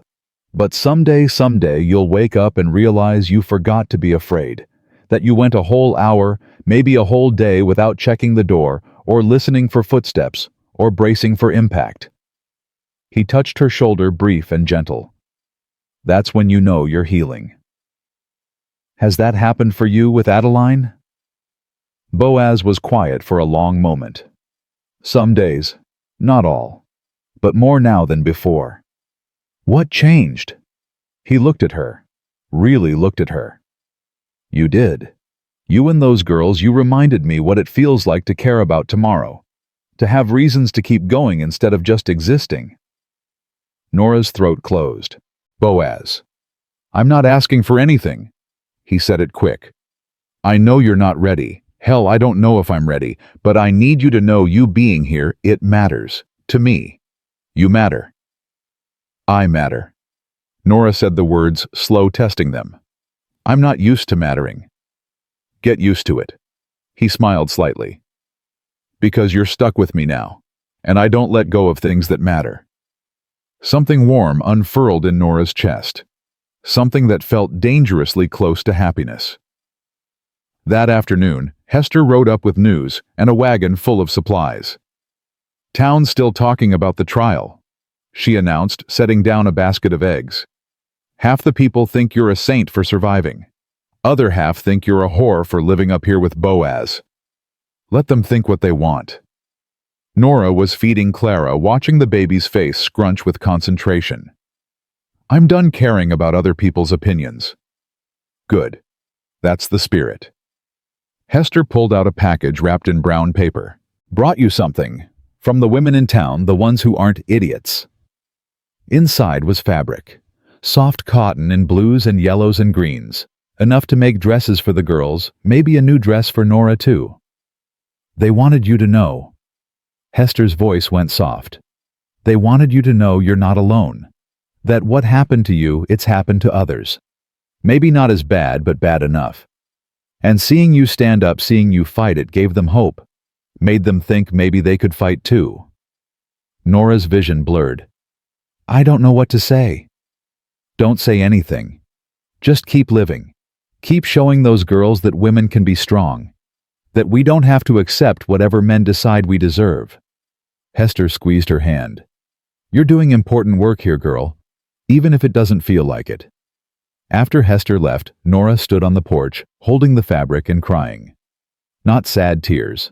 Something else. Something that felt like being seen. Like mattering to people she'd never even met. You all right? Boaz came out wiping his hands on a rag. Norah laughed through her tears. I'm better than all right. I think I'm happy. Is that allowed? Am I allowed to be happy? Why wouldn't you be? Because a month ago I was tied to a fence waiting to die. Because my husband's in prison. Because I'm divorced and living with a man I'm not married to and people think I'm... She stopped. Because happiness feels like something I'm not supposed to have. That's Chester talking. Boaz's voice was firm. Not you. You're allowed to be happy, Norah. You're allowed to laugh and smile and enjoy your life. You're allowed to want things. To hope for things. He paused. You're allowed to live. I'm still learning how. Then I'll teach you. He said it simple. Like it was easy. We'll figure it out together. Spring came slowly to Crescent Ridge, but it came. Snow melted. Green things started pushing through the earth. And Norah found herself changing too, growing stronger, standing straighter, speaking louder.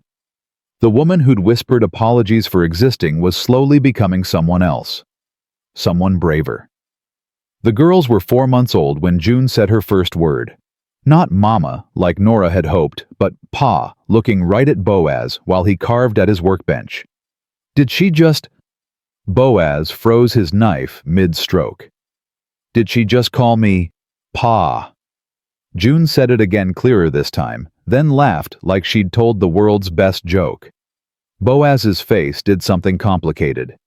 Happy and sad and overwhelmed all at once. She thinks I'm her father. You are her father. Norah said it before she could second-guess herself. In every way that matters.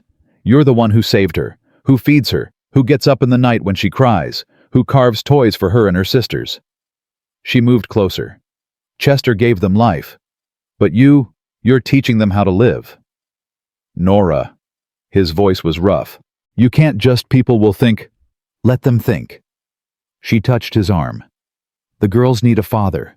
And you need to let yourself be loved again. By them. By... She stopped.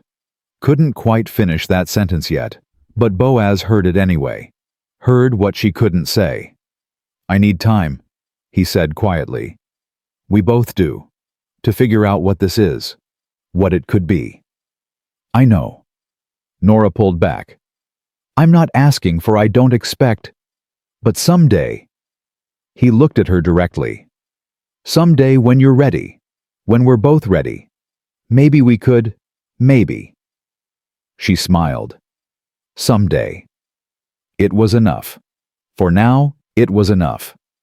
The girls turned 6 months old, then 7, then 8. They were sitting up now, babbling, constantly reaching for everything. Belle had figured out how to roll across the floor and was making Norah chase her constantly. Clara had discovered the joy of throwing things and watching them fall. June was trying to pull herself up on furniture, determined to walk before her sisters. "They're going to be running before we know it," Boaz said one evening, watching Belle zoom across the cabin floor like a tiny, determined caterpillar.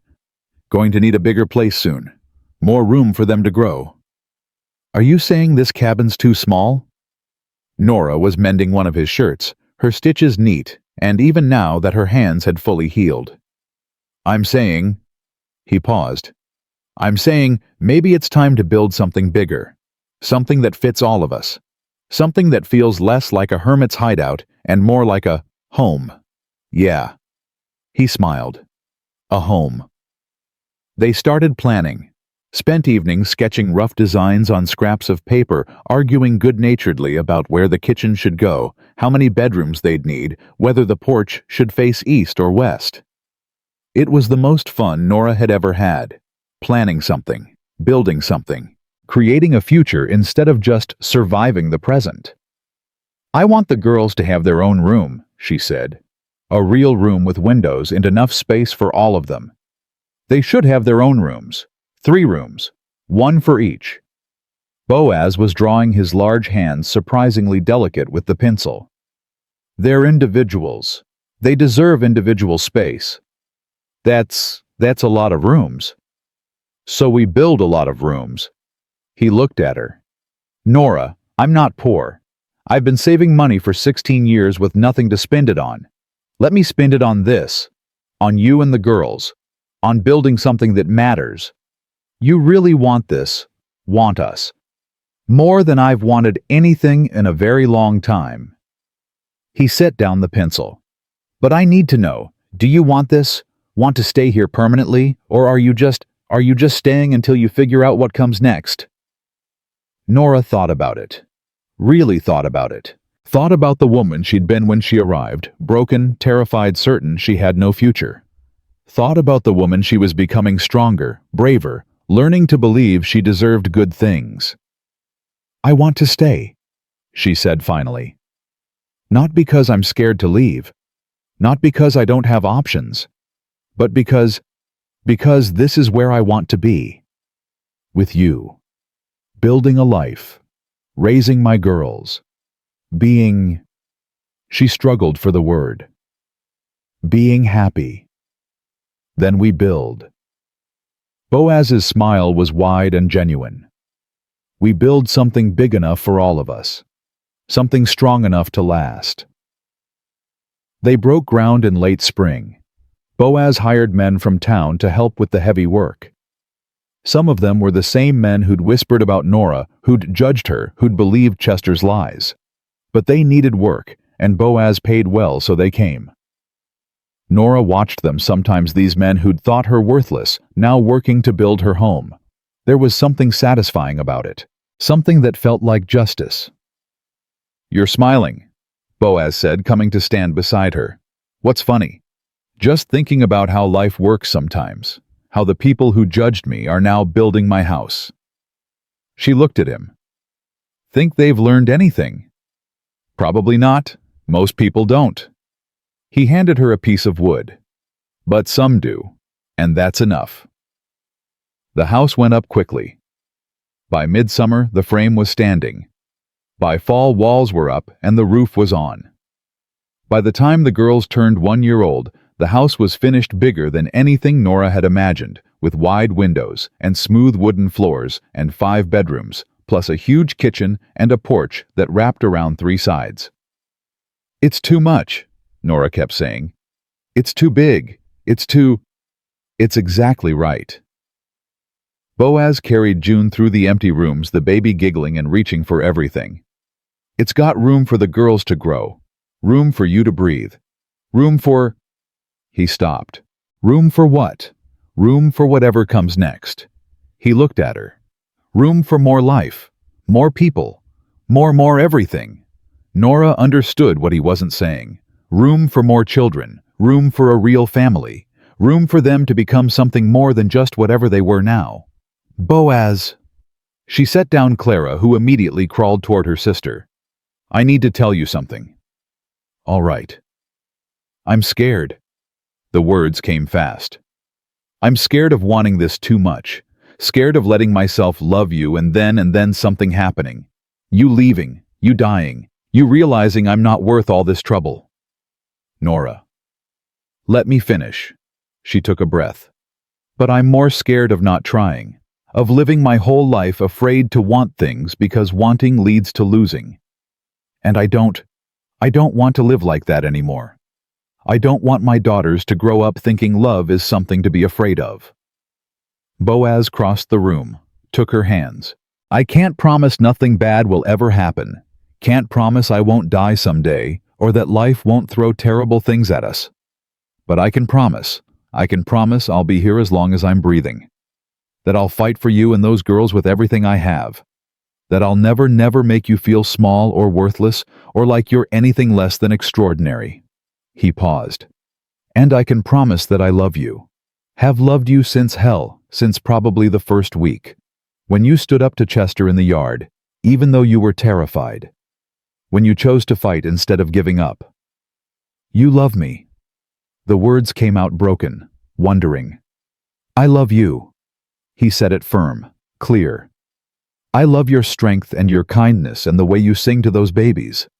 I love how you've survived things that would break most people. I love... He stopped, smiled. I love everything about you, Norah. And if you'll have me, if you're willing to risk it, I'd like to marry you. Make this official. Make us a real family. Norah couldn't breathe, couldn't think, could only stare at this man who'd saved her life and then taught her how to live it. Yes. The word came out as a whisper, then louder. Yes. Yes, I'll marry you. Boaz pulled her close, kissed her forehead, her cheeks, finally carefully her lips. It was nothing like Chester's kisses, those had been demands taking what he wanted. This was different. This was a question and an answer all at once. This was choosing and being chosen. This was love. They married in October, 1 year after Norah had nearly died in the snow. Hester stood up with Norah. Sheriff Wade stood with Boaz.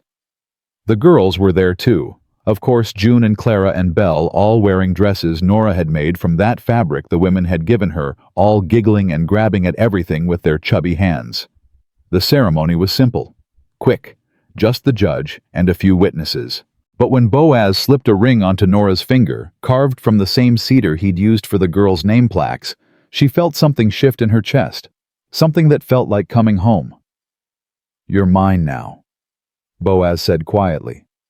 Legally mine. And I'm yours. No one can change that. I was always yours. Norah touched his face. From the moment you said, come with me, I've been yours.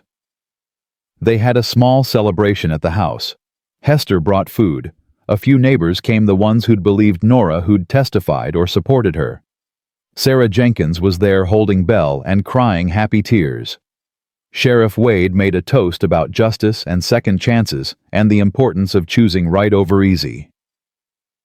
To Boaz and Norah, he said, raising his glass. Two people who proved that sometimes the world does reward the brave. Everyone drank. Everyone cheered. And Norah stood in her new house with her new husband and her 3 daughters and let herself feel it, the happiness, the safety, the absolute certainty that this was real. This was hers, and no one could take it away. That night, after everyone had gone and the girls were asleep in their new room, Norah and Boaz sat on the porch and watched the stars. You happy? Boaz asked, terrified. Norah laughed. But yes, happy too. Is that normal, being scared and happy at the same time? I think that's what love is. He pulled her close. Being brave enough to be happy even though you know it could hurt. Choosing hope over fear. Choosing life over survival. When did you get so wise? When a half-frozen woman and 3 babies showed up and reminded me what matters. He kissed her hair. You saved me too, you know. I was dying up here alone, just too stubborn to lie down. Then we saved each other. Yeah. His arms tightened around her. Yeah, we did. The years passed. The girls grew. June was the leader, bold and loud and always charging ahead. Clara was the thinker, quiet and careful and seeing everything. Belle was the heart, fierce and loving, and never backing down from a fight. They're perfect, Norah said one evening watching them play. They were 4 years old now, running through the house like small whirlwinds leaving chaos in their wake. They're terrors, Boaz corrected. But he was smiling. Yesterday, June tried to climb onto the roof. Clara figured out how to pick the lock on the pantry, and Belle punched a boy in town for saying girls can't do math. That's my girl, Norah grinned. Did you punish her? Hell no, I bought her candy. He paused. Don't tell anyone I said that. Your secret's safe with me. More children came. A son they named Samuel, born 2 years after the wedding. Then twin boys Thomas and David, named after Norah's brothers. The house that had seemed too big suddenly felt perfectly sized, filled with noise and laughter and life. People in town stopped whispering eventually, stopped judging. The Kitridge family became just normal, just another family. Boaz was respected for his carpentry, his honesty, his quiet strength. Norah was known for her kindness, her resilience, her willingness to help other women who found themselves in situations like hers. You've become a leader, Hester said one day. Women come to you, ask your advice, trust your judgment. I'm just telling them what I learned. That they're worth fighting for, that they deserve better. And that's exactly what they need to hear. Hester smiled. You're doing good work, girl, important work. Chester died in prison after 8 years. Norah received the news with nothing but relief. No sadness. No regret. Just relief that he was gone. That he could never hurt anyone again. How do you feel? Boaz asked that night. Free. Norah looked at their sleeping children. Completely free. He was the last shadow hanging over us. And now he's just gone. And you're still here. I'm still here. She smiled. We're all still here, living, thriving, being happy. Despite everything. Because of everything. Norah corrected. We're strong because we had to be. We're grateful because we know how close we came to losing this. We're happy because we chose to be. The girls grew into women. June became a school teacher, fierce and passionate about education. Clara became a doctor, one of the first women in the territory to earn a medical degree. Belle became a lawyer, fighting for women's rights and children's protections. I raised revolutionaries, Norah said, watching Belle argue a case in court, defending a woman accused of abandoning her abusive husband. You raised fighters, Boaz corrected. You showed them what strength looks like. They're just following your example. Our example. Norah took his hand. They were older now. Gray hairlines around their eyes, bodies that moved slower than they used to. But they were still them. Still together.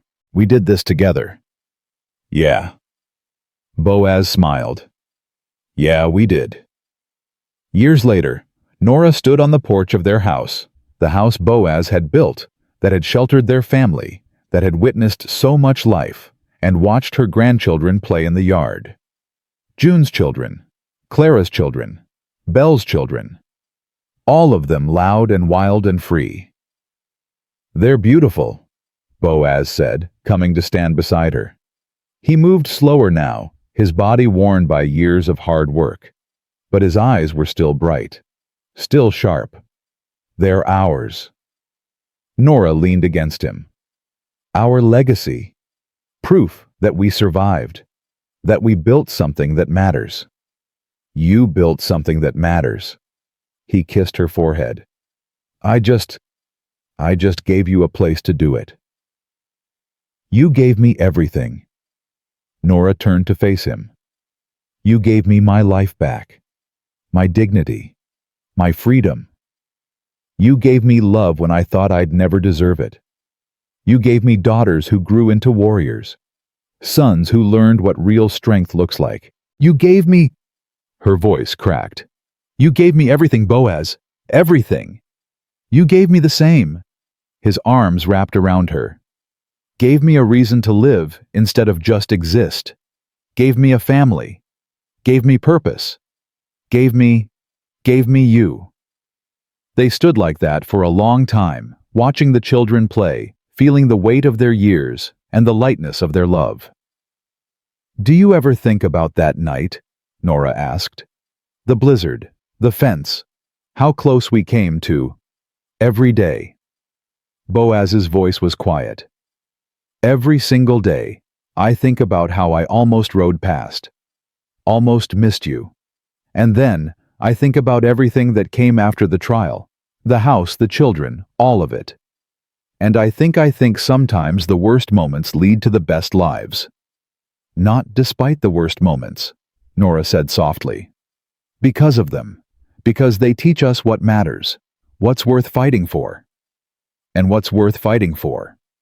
This. She gestured to everything: the house, the children, the life they'd built. Love, family, freedom. The chance to choose who we become, instead of letting others define us. That's what you taught me. Boaz pulled her closer. That's what you taught everyone. Norah watched her granddaughters chase each other across the yard. Watched them laugh and shout and exist without fear. Watched them be exactly who they wanted to be. A woman's worth is not measured by the sons she bears, she said quietly, remembering words from long ago, but by the strength it takes to keep living when the world has turned against her. And by the life she builds after, Boaz added. By the love she gives. By the people she saves just by refusing to give up. Is that what I did? Save people? You saved me. He said it simple. True. You and those girls, you walked into my life half frozen and broken, and you saved me from a slow death of loneliness and regret. You reminded me what it means to hope, to love, to believe in second chances. Then we saved each other. Norah smiled. We chose each other, and we chose to live. Every single day. Every single day. The sun was setting now, painting everything gold and crimson. Their grandchildren were being called inside for supper. Life was happening all around them, messy and loud and absolutely perfect. Norah Kitridge. Not Whitlock anymore. Never Whitlock again. Always and forever. Kitridge stood on her porch with her husband's arms around her and knew with absolute certainty that she'd done something remarkable. She'd survived. She'd healed. She'd built a life worth living and raised children who knew they deserved the world. And it had all started with 3 words whispered in a blizzard: come with me. 3 words that had changed everything. 3 words that had meant rescue and safety and the promise that she didn't have to face the darkness alone. 3 words that had led to this, to love, to family, to a legacy of strength that would echo through generations. Come with me. She had. And in doing so, she'd found not just survival, but life itself, rich and full and more beautiful than she'd ever imagined possible.